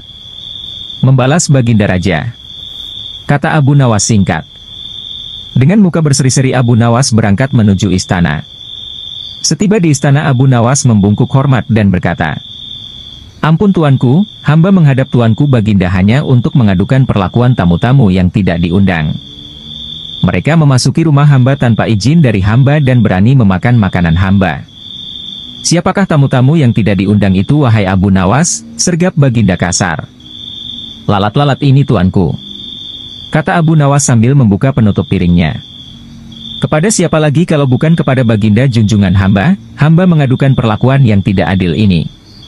"Lalu keadilan yang bagaimana yang engkau inginkan dariku?" tanya Raja. "Hamba hanya menginginkan izin tertulis dari Baginda sendiri agar hamba bisa dengan leluasa menghukum lalat-lalat itu." Baginda Raja tidak bisa mengelakkan diri menotak permintaan Abu Nawas karena pada saat itu para menteri sedang berkumpul di istana. Maka dengan terpaksa Baginda membuat surat izin yang isinya memperkenankan Abu Nawas memukul lalat-lalat itu dimanapun mereka hinggap. Tanpa menunggu perintah, Abu Nawas mulai mengusir lalat-lalat di piringnya hingga mereka terbang dan hinggap di sana-sini. Dengan tongkat besi yang sudah sejak tadi dibawanya dari rumah, Abu Nawas mulai mengejar dan memukuli lalat-lalat itu. Ada yang hinggap di kaca. Abu Nawas dengan leluasa memukul kaca itu hingga hancur, kemudian vas bunga yang indah, kemudian giliran patung hias sehingga sebagian dari istana dan perabotannya remuk diterjang tongkat besi Abu Nawas. Bahkan Abu Nawas tidak merasa malu memukul lalat yang kebetulan hinggap di tempayan Baginda Raja. Baginda Raja tidak bisa berbuat apa-apa kecuali menyadari kekeliruan yang telah dilakukan terhadap Abu Nawas dan keluarganya. Dan setelah merasa puas, Abu Nawas mohon diri. Barang-barang kesayangan Baginda banyak yang hancur. Bukan hanya itu saja, Baginda juga menanggung rasa malu. Kini ia sadar betapa kelirunya berbuat semena-mena kepada Abu Nawas. Abu Nawas yang nampak lucu dan sering menyenangkan orang itu ternyata bisa berubah menjadi garang dan ganas serta mampu membalas dendam terhadap orang yang mengusiknya. Abu Nawas pulang dengan perasaan lega. Istrinya pasti sedang menunggu di rumah untuk mendengarkan cerita apa yang dibawa dari istana. Siasat Abu Nawas menaklukkan monyet. Pada suatu hari Abu Nawas tengah melihat pertunjukan monyet ajaib. Ajaib karena si monyet ini hanya mau diperintah oleh pemiliknya saja. Kalau diperintah oleh orang lain maka dia akan menolak. Namun, dengan kecerdasan yang dimilikinya, Abu Nawas akhirnya berhasil mengecoh si monyet sehingga menuruti perkataan Abu Nawas. Ikuti kisahnya berikut ini. Pada suatu hari yang cerah, Abu Nawas telah mendapatkan perintah dari Raja Harun ar-Rasyid untuk mengamati dan mencari tahu kekurangan yang ada pada rakyatnya. Maklumlah, selain terkenal sebagai penyair ulung, Abu Nawas juga termasuk salah satu orang kepercayaan Baginda Raja. Karena usulan-usulan dan petuahnya yang seringkali tidak masuk akal, namun tetap bisa menjadi solusi ketika masalah sedang tiba melanda. Pada suatu malam, Abu Nawas melangkahkan kedua kakinya dengan santai menyisir kota. Selama dalam perjalanan, ia sama sekali tidak melihat adanya sesuatu yang dirasa janggal. Karena kesejahteraan penduduk pada waktu itu boleh dibilang cukup layak. Pertunjukan monyet. Akan tetapi, pada saat Abu Nawas tengah berada di depan tanah lapang yang sering digunakan penduduk untuk mengadakan hajatan, tiba-tiba langkah kakinya terhenti dengan adanya kerumunan massa yang begitu banyak. Abu Nawas pun bertanya kepada temannya yang bernama Husin yang secara kebetulan baru melihat pertunjukan di sana. "Ada pertunjukan apa di sana?" tanya Abu Nawas. "Pertunjukan keliling yang melibatkan monyet ajaib," jawab Husin. "Apa maksudmu dengan monyet ajaib?" tanya Abu Nawas. Monyet tersebut bisa mengerti bahasa manusia dan yang lebih menakjubkan lagi, monyet itu hanya mau tunduk kepada pemiliknya saja, jelas Husein. Ancaman Abu Nawas kepada monyet. Jawaban Husein itu telah membuat Abu Nawas semakin tertarik dan penasaran. Dia langsung pamit pada temannya itu untuk melihat pertunjukan monyet itu. Ketika Abu Nawas sudah berada di tengah kerumunan pada penonton, ternyata, sang pemilik monyet dengan bangga menawarkan hadiah yang cukup besar bagi siapa saja yang sanggup membuat monyet itu mengangguk-angguk. Tak heran bila banyak di antara penonton mencoba satu persatu, mereka berusaha dengan berbagai cara untuk membuat monyet itu mengangguk-angguk. Namun, hasilnya adalah sia-sia belaka. Melihat kegigihan si monyet tersebut, Abu Nawas semakin penasaran. Akhirnya Abu Nawas maju ke depan untuk mencobanya. Setelah berhadapan dengan monyet itu, Abu Nawas bertanya, "Tahukah engkau siapa aku ini?" Si monyet menggeleng-gelengkan kepala. "Apakah engkau tidak takut kepadaku?" tanya Abu Nawas. Si monyet menggelengkan kepalanya. Abu Nawas berhasil. "Apakah engkau takut kepada tuanmu?" tanya Abu Nawas memancing dan si monyet mulai ragu. "Bila engkau tetap diam, maka aku akan laporkan kepada tuanmu," ancam Abu Nawas kepada monyet. Seketika itu juga, si monyet yang pada dasarnya hanya takut kepada tuannya, secara spontan saja mengangguk-anggukan kepala. "Hore!" Sontak saja para penonton bersorak karena ada orang yang mampu membuat si monyet mengangguk-anggukan kepala. Karena keberhasilan Abu Nawas tersebut, maka ia telah mendapatkan hadiah berupa uang yang lumayan banyak. Di lain pihak, si pemilik monyet bukan main marahnya. Pemilik monyet pun memukuli monyetnya dengan sebatang kayu karena malu terhadap pertunjukan itu. Abu Nawas basuh tangan 120 kali. Abu Nawas bekerja sebagai orang kepercayaan Raja Ali Ibnu Bakri. Abu Nawas dikenali sebagai orang cerdik dan ahli dongeng yang termasyhur. Suatu hari raja mengalami ketegangan pikiran selepas bekerja sepanjang hari mengurus rakyat. Sang raja memerintahkan kepada Abu Nawas bercerita mengenai kisah-kisah aneh dan ajaib, yang menjadi kegemaran sang raja, untuk menghilangkan sedikit ketegangan jiwa yang dialaminya. Kebiasaannya, raja mendengar kisah-kisah Abu Nawas pada malam hari, yaitu sebelum sang raja menidurkan matanya. Abu Nawas menjawab, dengan senang hati, "Wahai raja yang baik dan bahagia." Dikisahkan, wahai raja yang bahagia, salah seorang pelayan istana berkata kepada Raja Cina, "Wahai raja zaman ini, tuan rumah memerintahkan para pelayannya agar mengambil air dan semua yang diperlukan untuk membasuh tangan salah seorang tamunya yang dianggap agak ganjil dan aneh. Tamu itu lalu membasuh tangannya dengan air bercampur sabun, garam dan daun sebanyak 120 kali basuhan. Selepas itu barulah ia makan ragut, sejenis makanan yang berasal dari sebuah desa di Baghdad, tetapi pemuda itu memakannya seolah-olah dengan perasaan jijik dan mual. Sementara kami memandangnya dengan penuh keheranan, sebab tangannya dan malah sekujur tubuhnya menggigil. Bila kami melihat tangannya, barulah kami mengetahui bahwa ibu jarinya terpotong, dia makan hanya dengan 4 jari, sehingga menyebabkan makanan itu berjatuhan dari tangannya. Kami menyoalnya dengan heran, apa yang terjadi dengan ibu jarimu? Apakah Tuhan menciptakanmu dalam keadaan seperti ini, atau apakah engkau pernah mengalami kemalangan?" Pemuda itu menyahut, "Demi Tuhan, bukan hanya ibu jari ini saja yang hilang, tetapi juga ibu jari tanganku yang satu lagi, dan tumit kedua-dua kakiku, seperti yang akan kalian lihat." Lalu dia menunjukkan tangan kirinya dan kedua-dua kakinya. Kami melihat bahwa tangan kirinya nampak seperti tangan kanannya dan kedua-dua kakinya tidak mempunyai tumit. Ketika kami melihatnya, keheranan kami semakin bertambah, hingga kami berkata padanya, "Kami tak sabar menunggu kisahmu dan penyebab terpotongnya kedua ibu jari serta tumit kakimu dan mengapa engkau membasuh tanganmu 120 kali. Pemuda itu berkata, "Ayahku adalah salah seorang pedagang yang paling terkemuka di Baghdad pada masa pemerintahan Khalifah Harun al-Rashid. Tetapi ayahku gemar minum anggur dan bermain musik kecapi, sehingga ketika dia meninggal ayahku tidak mewariskan sesuatu pun kepadaku. Aku melaksanakan upacara pemakaman baginya, mengadakan pengajian Al-Quran, dan terus berkabung untuknya dalam masa yang cukup lama. Lalu aku membuka kedai peninggalan ayahku dan mendapati bahwa dia hanya meninggalkan sedikit harta dan banyak hutang. Maka aku terpaksa menjelaskan dan membayar ke semua hutang ayahku dengan membayarnya beransur-ansur. Aku mula melakukan jual beli dan membayar hutang ayahku minggu demi minggu, hingga akhirnya aku berjaya menjelaskan ke semua hutang ayahku dan modalku mula bertambah. Suatu hari, ketika aku sedang duduk di kedaiku, datanglah ke pasar seorang gadis muda yang cantik, yang kecantikannya belum pernah kulihat tandingannya, berpakaian mewah dan dihiasi permata. Dia menaiki seekor keledai betina, dengan seorang hamba sahaya berkulit hitam berjalan di hadapannya dan seorang lagi di belakangnya. Gadis itu turun dari keledainya dan terus memasuki pasar. Baru saja dia melangkahkan kakinya ke pasar, seorang pengawal datang mengikutinya dan berkata, "Tuan Putri, masuklah, tapi jangan sampai ada orang yang mengenalimu, sebab kita akan menghadapi kesukaran." Lalu pengawal itu berdiri berjalan di hadapan sang gadis, sambil melihat-lihat kedai.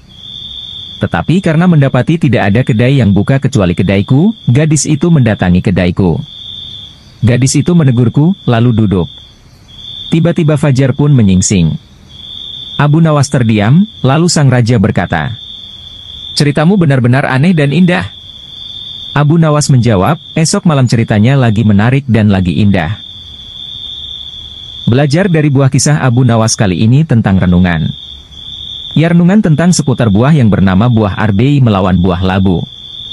Abu Nawas dikenal memiliki pemikiran cerdas dan hampir bisa dipastikan dirinya memiliki solusi atas sebuah masalah yang tengah dihadapi. Selain itu, Abu Nawas juga dikenal sebagai saudagar buah-buahan yang dipanen dari kebun miliknya sendiri yang lumayan luas. Bahkan saking luasnya kebun yang dimiliki Abu Nawas, sejauh mata memandang yang terlihat adalah bak permadani hijau yang tumbuh subur. Pada suatu hari, Abu Nawas melakukan pengawasan, melihat-lihat kebunnya tersebut. Dirinya berjalan kaki menyisiri kebunnya melewati tiap petak kebun yang ditanami berbagai macam sayur mayur dan buah-buahan segar. Abu Nawas sangat bangga dan bahagia melihat tanamannya yang tumbuh subur dan menghasilkan banyak buah yang berkualitas. Ucapan puja dan puji syukur terus-menerus terucap dari bibir Abu Nawas kepada Tuhan. Inspeksi kebun buah. Pada siang hari yang cukup terik itu, perjalanan Abu Nawas yang sedang mengawasi lahan kebun miliknya mendadak berhenti pada sebuah petak di mana tumbuh subur pepohonan arbei. Abu Nawas memandangi dengan detail tiap bagian pohon arbei miliknya tersebut. Dirinya memperhatikan rantingnya, daunnya hingga buahnya yang nampak segar bergelantungan.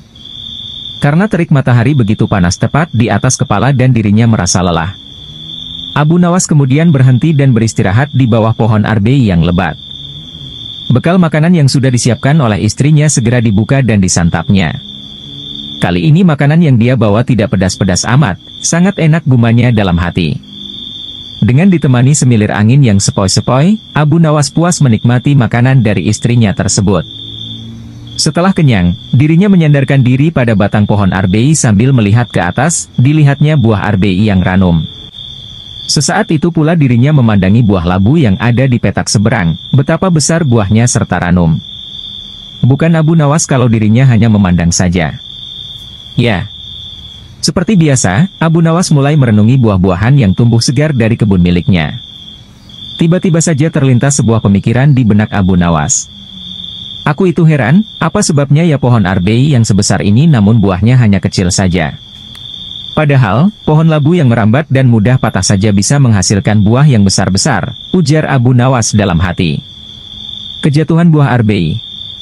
Tak lama berselang, angin kecil pun bertiup menghampiri Abu Nawas yang sedang beristirahat seolah-olah langsung menjawab pertanyaan yang ada dalam benaknya.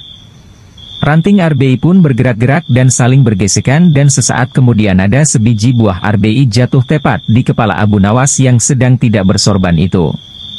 "Aha, aku tahu sebabnya," ujar Abu Nawas. Beruntung bagi Abu Nawas di siang itu hanya kejatuhan buah arbei saat sedang beristirahat. Bagaimana jadinya jika saat itu dirinya kejatuhan buah labu? Allah Subhanahu wa Ta'ala menciptakan semua makhluknya yang ada di muka bumi ini dengan kekurangan dan kelebihan masing-masing, di mana semua itu berjalan sesuai dengan fungsinya, saling keterikatan dan saling membutuhkan. Abu Nawas dan pukulan jadi dinar. Pada suatu hari Abu Nawas menghadap ke istana. Ia pun bercakap-cakap dengan Sultan dengan riang gembira. Tiba-tiba terlintas dalam pikiran di benak Sultan. Bukankah ibu si Abu Nawas ini sudah meninggal? Aku ingin mencoba kepandaiannya sekali lagi. Aku ingin menyuruh dia membawa ibunya ke istanaku ini. Kalau berhasil akan aku beri hadiah 100 dinar. Hai, Abu Nawas, titah Sultan. Besok bawalah ibumu ke istanaku, nanti aku beri engkau hadiah 100 dinar. Abu Nawas kaget. Bukankah beliau sudah tahu kalau ibuku sudah meninggal, tapi mengapa beliau memerintahkan itu, pikirnya. Namun dasar Abu Nawas, ia menyanggupi perintah itu. Baiklah, tuanku, esok pagi hamba akan bawa ibu hamba menghadap kemari, jawabnya mantap. Setelah itu ia pun mohon diri. Sesampai di rumah, setelah makan dan minum, ia pergi lagi. Dijelajahinya sudut-sudut negeri itu, menyusuri jalan, lorong dan kampung, untuk mencari seorang perempuan tua yang akan dijadikan sebagai ibu angkat. Rupanya tidak mudah menemukan sesosok perempuan tua. Setelah memeras tenaga mengayun langkah ke sana kemari hingga jontor, barulah ia menemukan yang dicari. Perempuan itu adalah seorang pedagang kue apem di pinggir jalan yang sedang memasak kue-kue dagangannya. Dihampirinya perempuan tua itu. Hai, ibu, bersediakah engkau kujadikan ibu angkat, kata Abu Nawas. Kenapa engkau berkata demikian, tanya si ibu tua itu. Apa alasannya? Maka diceritakanlah perihal dirinya yang mendapat perintah dari Sultan agar membawa ibunya ke istana. Padahal ibunya sudah meninggal. Juga dijanjikan akan membagi 2 hadiah dari Sultan yang akan diterimanya. Uang itu dapat ibu simpan untuk bekal meninggal bila sewaktu-waktu dipanggil Tuhan, kata Abu Nawas. Baiklah, kata si ibu tua itu, aku sanggup memenuhi permintaanmu itu. Setelah itu Abu Nawas menyerahkan sebuah tasbih dengan pesan agar terus menghitung biji tasbih itu meskipun di depan Sultan, dan jangan menjawab pertanyaan yang diajukan. Sebelum meninggalkan perempuan itu, Abu Nawas wanti-wanti agar rencana ini tidak sampai gagal. Untuk itu ia akan menggendong perempapan tua itu ke istana. Baiklah anakku, moga-moga Tuhan memberkatimu, kata si ibu tua. Dan terutama kepada ibuku. Keesokan harinya pagi-pagi sekali Abu Nawas sudah sampai di istana lalu memberikan salam kepada Sultan. Waalaikumsalam, Abu Nawas, jawab Sultan. Setelah itu Sultan memandang Abu Nawas. Bukan main terkejutnya Sultan melihat Abu Nawas menggendong seorang perempuan tua. Siapa yang kamu gendong itu? Tanya Sultan. Diakah ibumu? Tapi kenapa siang begini kamu baru sampai?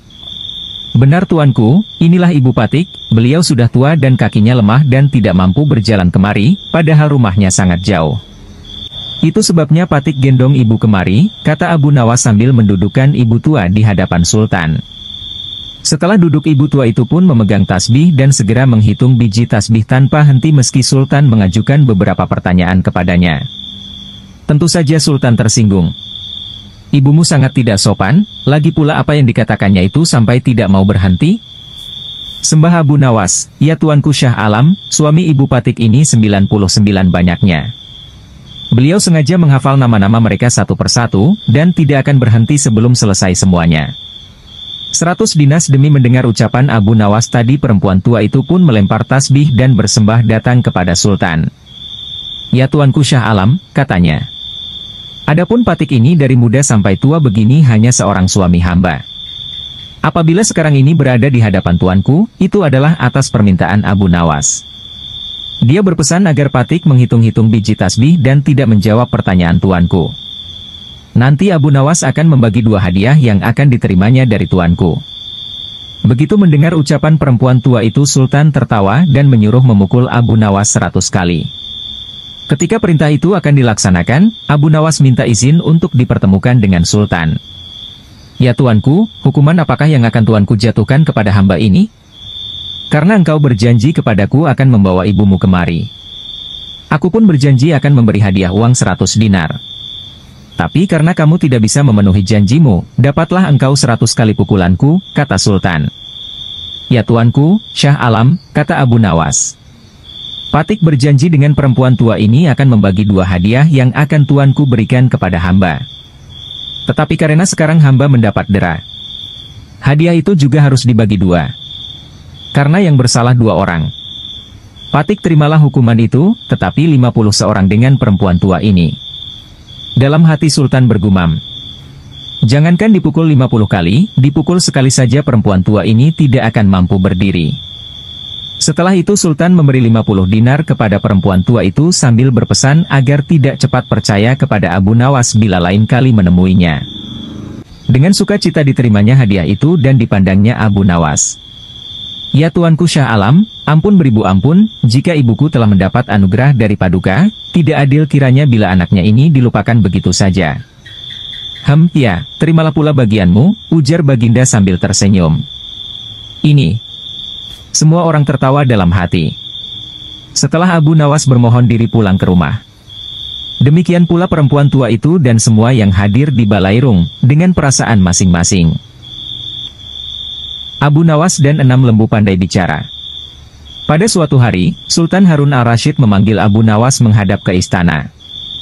Kali ini Sultan ingin menguji kecerdikan Abu Nawas. Sesampainya di hadapan Sultan, Abu Nawas pun menyembah. Dan Sultan bertitah, "Hai, Abu Nawas, aku menginginkan 6 ekor lembu berjenggot yang pandai bicara, bisakah engkau mendatangkan mereka dalam waktu seminggu? Kalau gagal, akan aku penggal lehermu." "Baiklah, Tuanku Syah Alam, hamba junjung tinggi titah Tuanku." Semua punggawa istana yang hadir pada saat itu, berkata dalam hati, "Mampuslah kau Abu Nawas." Abu Nawas bermohon diri dan pulang ke rumah. Begitu sampai di rumah, ia duduk berdiam diri merenungkan keinginan Sultan.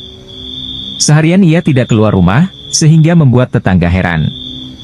Ia baru keluar rumah persis setelah seminggu kemudian, yaitu batas waktu yang diberikan Sultan kepadanya. Ia segera menuju kerumunan orang banyak, lalu ujarnya, "Hai orang-orang muda, hari ini hari apa?"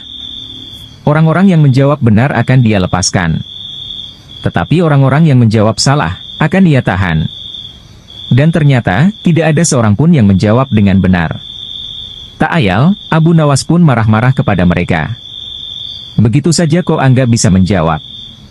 Kalau begitu, mari kita menghadap Sultan Harun al-Rasyid, untuk mencari tahu kebenaran yang sesungguhnya." Keesokan harinya, Balairung istana Baghdad dipenuhi warga masyarakat yang ingin tahu kesanggupan Abu Nawas membawa 6 ekor lembu berjenggot. Sampai di depan Sultan Harun al-Rasyid, ia pun mengaturkan sembah dan duduk dengan khidmat. Lalu, Sultan berkata, "Hai Abu Nawas, mana lembu berjenggot yang pandai bicara itu?" Tanpa banyak bicara, Abu Nawas pun menunjuk ke 6 orang yang dibawanya itu. "Inilah mereka, Tuanku Syah Alam." "Hai, Abu Nawas, apa yang kau tunjukkan kepadaku itu?" "Ya, Tuanku Syah Alam, tanyalah pada mereka hari apa sekarang," jawab Abu Nawas. Ketika Sultan bertanya, ternyata orang-orang itu memberikan jawaban berbeda-beda. Maka berujarlah Abu Nawas, "Jika mereka manusia, tentunya tahu hari ini hari apa. Apalagi jika tuanku menanyakan hari yang lain, akan tambah pusinglah mereka. Manusia atau hewankah mereka ini? Inilah lembu berjenggot yang pandai bicara itu, tuanku." Sultan heran melihat Abu Nawas pandai melepaskan diri dari ancaman hukuman. Maka Sultan pun memberikan hadiah 5.000 dinar kepada Abu Nawas. Abu Nawas menghitung kematian tahanan. Kecerdikan Abu Nawas memang sudah tak diragukan lagi. Bahkan ketika Raja Harun al-Rasyid menghadapi masalah, tak segan-segan Abu Nawas dipanggilnya untuk menyelesaikan masalah. Nah, kali ini Abu Nawas mendapatkan tugas untuk menghitung kematian. Bagaimana cara Abu Nawas menghitungnya? Berikut kisahnya. Suatu hari, di negeri 1001 malam, Baghdad, digelarlah acara hajatan besar. Sang Raja Harun al-Rasyid pun berniat merayakan pesta ulang tahun kerajaan bersama-sama dengan seluruh rakyatnya. Pada hari yang telah ditunggu tiba, rakyat Baghdad dikumpulkan di depan pendapa istana. Raja Harun sang penguasa berdiri dan berkata, "Wahai rakyatku yang tercinta, hari ini kita mengadakan pesta ulang tahun kerajaan. Aku akan memberi hadiah kepada para fakir miskin. Aku juga akan memberikan pengampunan kepada para tahanan di penjara dengan mengurangi hukuman menjadi setengah dari sisa hukumannya," seru Baginda kepada rakyatnya. Memberi keringanan hukuman pada tahanan. Mendengar ucapan sang raja, tentu saja rakyat Baghdad bersukaria. Mereka segera berpesta bersama dan menyantap aneka makanan yang telah disediakan. Tak berapa lama kemudian, para pengawal istana membagi-bagikan hadiah kepada fakir miskin. Setelah dipastikan seluruh rakyatnya yang fakir miskin mendapatkan hadiah, Raja pun memanggil para tahanan-tahanan pertama yang mendapatkan kesempatan adalah bernama Sofyan. "Sofyan, berapa tahun hukumanmu?" tanya Baginda. 2 tahun Baginda, jawab Sofyan. Sudah berapa tahun yang kamu jalani, tanya Baginda lagi. 1 tahun Baginda, jawab Sofyan. Kalau begitu, sisa hukumanmu yang 1 tahun aku kurangi menjadi setengah tahun sehingga hukumanmu tinggal 6 bulan saja, tegas Baginda. Selanjutnya, dipanggillah Ali. Berapa tahun hukumanmu Ali, tanya Baginda. Dengan nada yang sedih, Ali menjawab. Mohon ampun Baginda, hamba dihukum seumur hidup, jawab Ali. Mendengar jawaban Ali tersebut, Baginda menjadi bingung harus menjawab apa untuk mengurangi hukuman Ali. Di tengah kebingungannya, raja yang terkenal bijaksana ini teringat dengan Abu Nawas. Akhirnya, dipanggillah Abu Nawas. Tak berapa lama kemudian, Abu Nawas yang turut serta dalam pesta ulang tahun kerajaan menghampiri sang raja yang sedang kebingungan itu. Abu Nawas, aku ada masalah mengenai hadiah pengampunan bagi Ali. Dia dihukum seumur hidup sedangkan aku berjanji akan memberikan pengampunan setengah dari sisa hukumannya. Padahal aku tidak tahu sampai umur berapa Ali akan hidup. Sekarang aku minta nasihatmu, bagaimana caranya memberi pengampunan kepada Ali dari sisa hukumannya, jelas raja. Mendengar penuturan rajanya, Abu Nawas pun ikut bingung. Dia berpikir, apa bisa mengurangi umur seseorang, padahal dia sendiri tidak tahu sampai kapan umurnya. Hamba minta waktu Baginda, ujar Abu Nawas. Abu Nawas mendapat sekantung keping emas. Mendengar permintaan Abu Nawas, raja pun akhirnya memberikan kesempatan kepada Abu Nawas untuk berpikir. Raja hanya memberi waktu sehari semalam saja, tidak boleh lebih. Jadi, besok pagi Abu Nawas harus memberikan jawabannya. Sesampainya di rumah, Abu Nawas pun berpikir keras untuk menemukan pemecahan masalah tersebut. Dia tidak bisa tidur karena selalu kepikiran akan hal itu. Namun, selang beberapa waktu, tampaklah senyuman di bibir Abu Nawas, pertanda solusi telah ditemukan. Abu Nawas pun malam itu segera masuk ke kamar untuk tidur dengan nyenyak. Pada pagi-pagi sekali, Abu Nawas telah bangun. Setelah mandi dan sarapan, dia pun pergi menghadap raja setelah berpamitan dengan istrinya. Hamba sudah mendapatkan cara untuk memecahkan masalah si Ali, Baginda. Begini Baginda, sebaiknya si Ali ini berada di luar penjara dan bisa bebas selama 1 hari. Lalu pada esoknya, dia dimasukkan lagi ke dalam penjara selama 1 hari pula. Lusa juga demikian, sehari bebas, sehari di penjara, begitu berlangsung terus selama umur si Ali itu, jelas Abu Nawas. Baginda Raja tersenyum. Engkau memang pandai Abu Nawas. Kalau begitu, kamu juga akan aku beri hadiah, yaitu sekantung keping emas, ujar sang raja. Setelah itu, Abu Nawas pulang dengan wajah yang ceria. Abu Nawas menduduki singgasana raja. Jika tak dapat berkelit dari hukuman, maka bukan Abu Nawas namanya. Ia selalu memiliki banyak cara dan alasan agar lolos dari hukuman.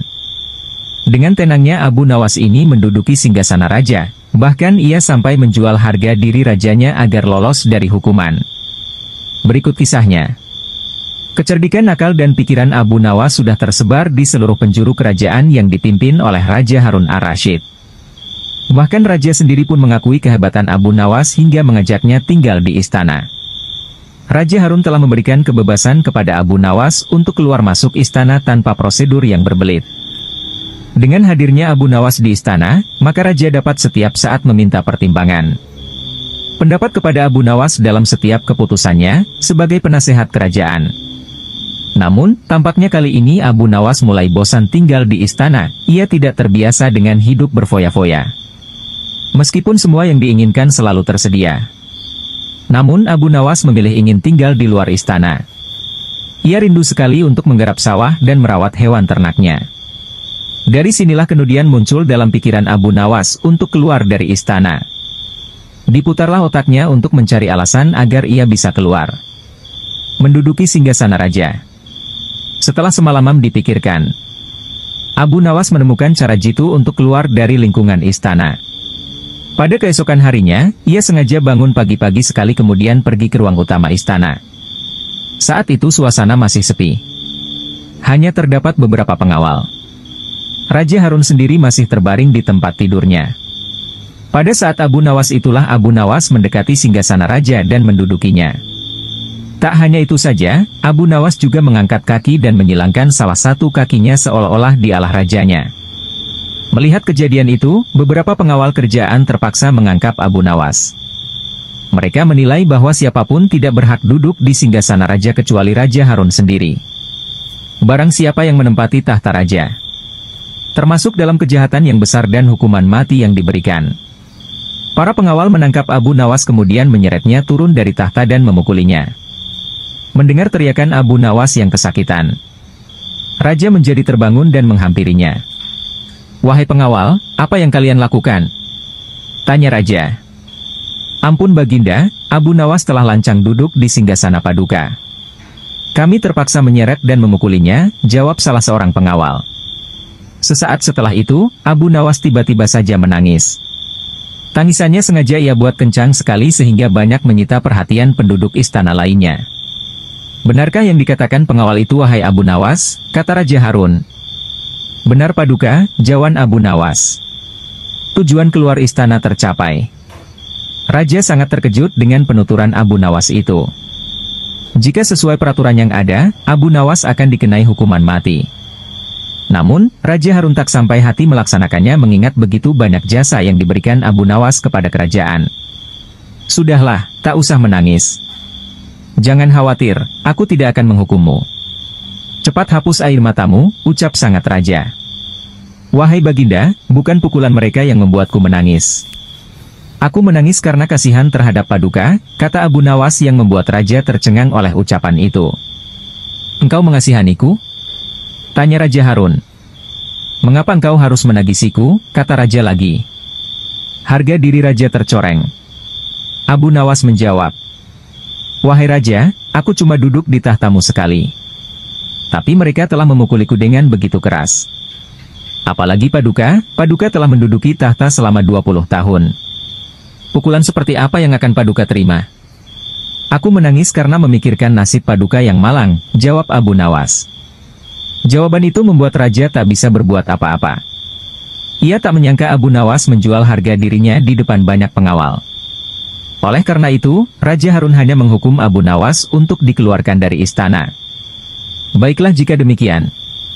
Mulai detik ini kamu harus keluar dari sitanaku," kata raja sedikit geram. "Terima kasih Paduka, memang itulah yang saya kehendaki," balas Abu Nawas sambil menyalami Raja Harun untuk kemudian pamit keluar dari istana. Abu Nawas hamil dan melahirkan. Sultan Harun al-Rasyid masyghul berat. Konon, penyebabnya sudah 7 bulan Abu Nawas tidak menghadap ke istana. Akibatnya, suasana Balairum jadi lengang, sunyi senyap. Sejak dilarang datang ke istana, Abu Nawas memang benar-benar tidak pernah muncul di istana. "Mungkin Abu Nawas marah kepadaku," pikir Sultan. Maka diutuslah seorang punggawa ke rumah Abu Nawas. "Tolong sampaikan kepada Sultan, aku sakit hendak bersalin," jawab Abu Nawas kepada punggawa yang datang ke rumah Abu Nawas menyampaikan pesan Sultan. "Aku sedang menunggu dukun beranak untuk mengelurkan bayiku ini," kata Abu Nawas lagi sambil mengelus-elus perutnya yang buncit. "Ajaib benar," kata Baginda dalam hati, setelah mendengar laporan punggawa setianya. "Baru hari ini aku mendengar kabar seorang lelaki bisa hamil dan sekarang hendak bersalin. Dulu mana ada lelaki melahirkan? Aneh." Maka timbul keinginan Sultan untuk menengok Abu Nawas. Maka berangkatlah dia diiringi sejumlah menteri dan para punggawa ke rumah Abu Nawas.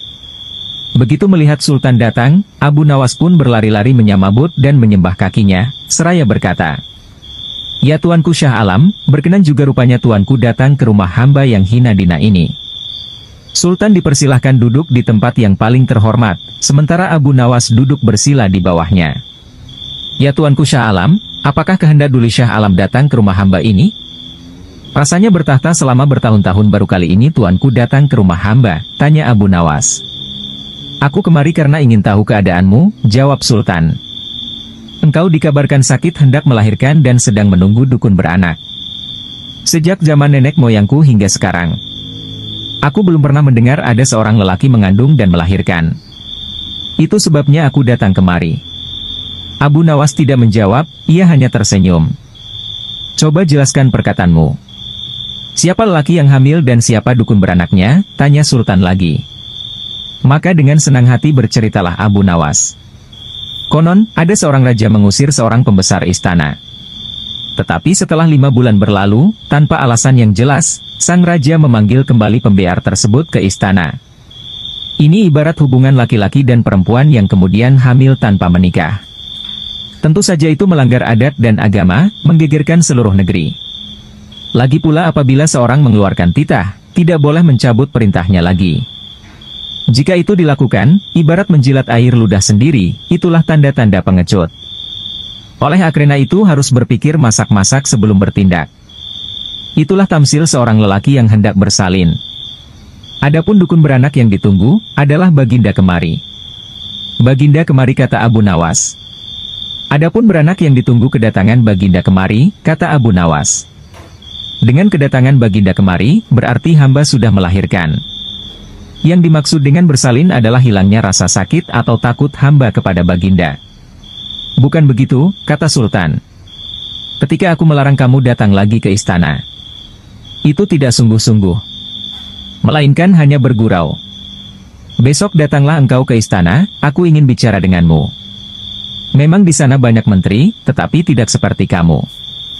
Lagi pula selama engkau tidak hadir di istana, selama itu pula hilanglah cahaya balairungku. Segala titah Baginda, patik junjung tinggi tuanku. Sembah Abu Nawas dengan takzim. Tetapi Sultan cuma geleng-geleng kepala. Dan tidak seberapa lama kemudian Sultan pun kembali ke istana dengan perasaan heran bercampur geli. Abu Nawas menampar pipi raja. Abu Nawas dengan sifat berani menegur sang raja agar mengetahui kondisi rakyat yang dipimpinnya. Ia sengaja telah membiarkan pipi sang raja ditampar oleh orang Yahudi. Tapi anehnya, raja tak membalas kelakuan Abu Nawas itu, malah berterima kasih karenanya. Berikut kisahnya. Pada suatu hari, Abu Nawas singgah di rumah kenalannya, seorang Yahudi. Di sana tengah berlangsung permainan musik yang meriah. Banyak orang yang menonton sehingga suasana begitu meriah. Semua tamu yang hadir terlibat dalam permainan musik indah itu, termasuk Abu Nawas yang baru saja masuk. Ada yang bermain kecapi, ada yang menari-nari dan sebagainya, semuanya bersuka cita. Ketika para tamu sudah kehausan, tuan rumah menyuguhkan kopi kepada para hadirin. Masing-masing mendapat secangkir kopi, termasuk Abu Nawas. Ketika Abu Nawas hendak meminum kopi itu, ia ditampar oleh si Yahudi. Namun karena sudah terlanjur larut dalam kegembiraan, hal itu tidak ia hiraukan dan diangkatnya lagi cangkirnya, tapi lagi-lagi ditampar. Ternyata tamparan yang diterima Abu Nawas pada malam itu cukup banyak sampai acara selesai sekitar pukul 2 dini hari. Pesta musik dengan suguhan secangkir kopi. Di tengah jalan, baru terpikir oleh Abu Nawas. Jahat benar perangai Yahudi itu, main tampar saja. Kelakuan seperti itu tidak boleh dibiarkan berlangsung di Baghdad. Tapi, apa dayaku hendak melarangnya, pikirnya dalam hati. Aha! Aku ada akal, guman Abu Nawas selanjutnya. Keesokan harinya, Abu Nawas menghadap Raja Harun ar-Rasyid di istana. Tuanku, ternyata di negeri ini ada suatu permainan yang belum pernah hamba kenal, sangat aneh, lapor Abu Nawas. Di mana tempatnya? Tanya Baginda. Di tepi hutan sana Baginda, kata Abu Nawas.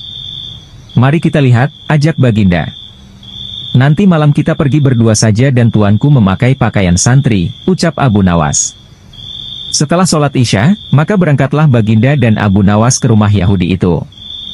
Ketika sampai di sana, kebetulan si Yahudi sedang asyik bermain musik dengan teman-temannya, maka Baginda pun dipersilahkan duduk. Ketika diminta untuk menari, Baginda menolak sehingga ia dipaksa dan ditampar pipinya kanan-kiri. Sampai di situ Baginda baru sadar bahwa ia telah dipermainkan oleh Abu Nawas. Tapi apa daya ia tak mampu melawan orang sebanyak itu. Maka, menarilah Baginda sampai keringat membasahi seluruh tubuhnya yang gendut itu. Setelah itu barulah diedarkan kopi kepada semua tamu, dan melihat hal itu, Abu Nawas meminta izin untuk keluar ruangan dengan alasan akan pergi ke kamar mandi untuk kencing. Biar Baginda merasakan sendiri peristiwa itu, karena salahnya sendiri tidak pernah mengetahui keadaan rakyatnya dan hanya percaya kepada laporan para menteri. Pikir Abu Nawas dalam hati sembari meluncur pulang ke rumahnya. Raja ditampar pipinya kiri kanan. Tatkala hendak mengangkat cangkir kopi ke mulutnya, Baginda ditampar oleh si Yahudi itu. Ketika ia hendak mengangkat kopi cangkirnya lagi, ia pun terkena tamparan lagi, begitu seterusnya hingga Baginda belum pernah mencicipi barang sedikit saja kopi yang disuguhkan. Pada pagi harinya, setelah bangun tidur, Baginda Raja Harun ar-Rasyid memerintahkan seorang pelayan istana untuk memanggil Abu Nawas. "Wahai Abu Nawas, baik sekali perbuatanmu tadi malam, engkau biarkan diriku dipermalukan seperti itu," kata Baginda. "Mohon ampun wahai Baginda Raja, pada malam sebelumnya hamba telah mendapat perlakuan yang SMA seperti itu. Apabila hal itu hamba laporkan secara jujur, pasti Baginda tidak akan percaya.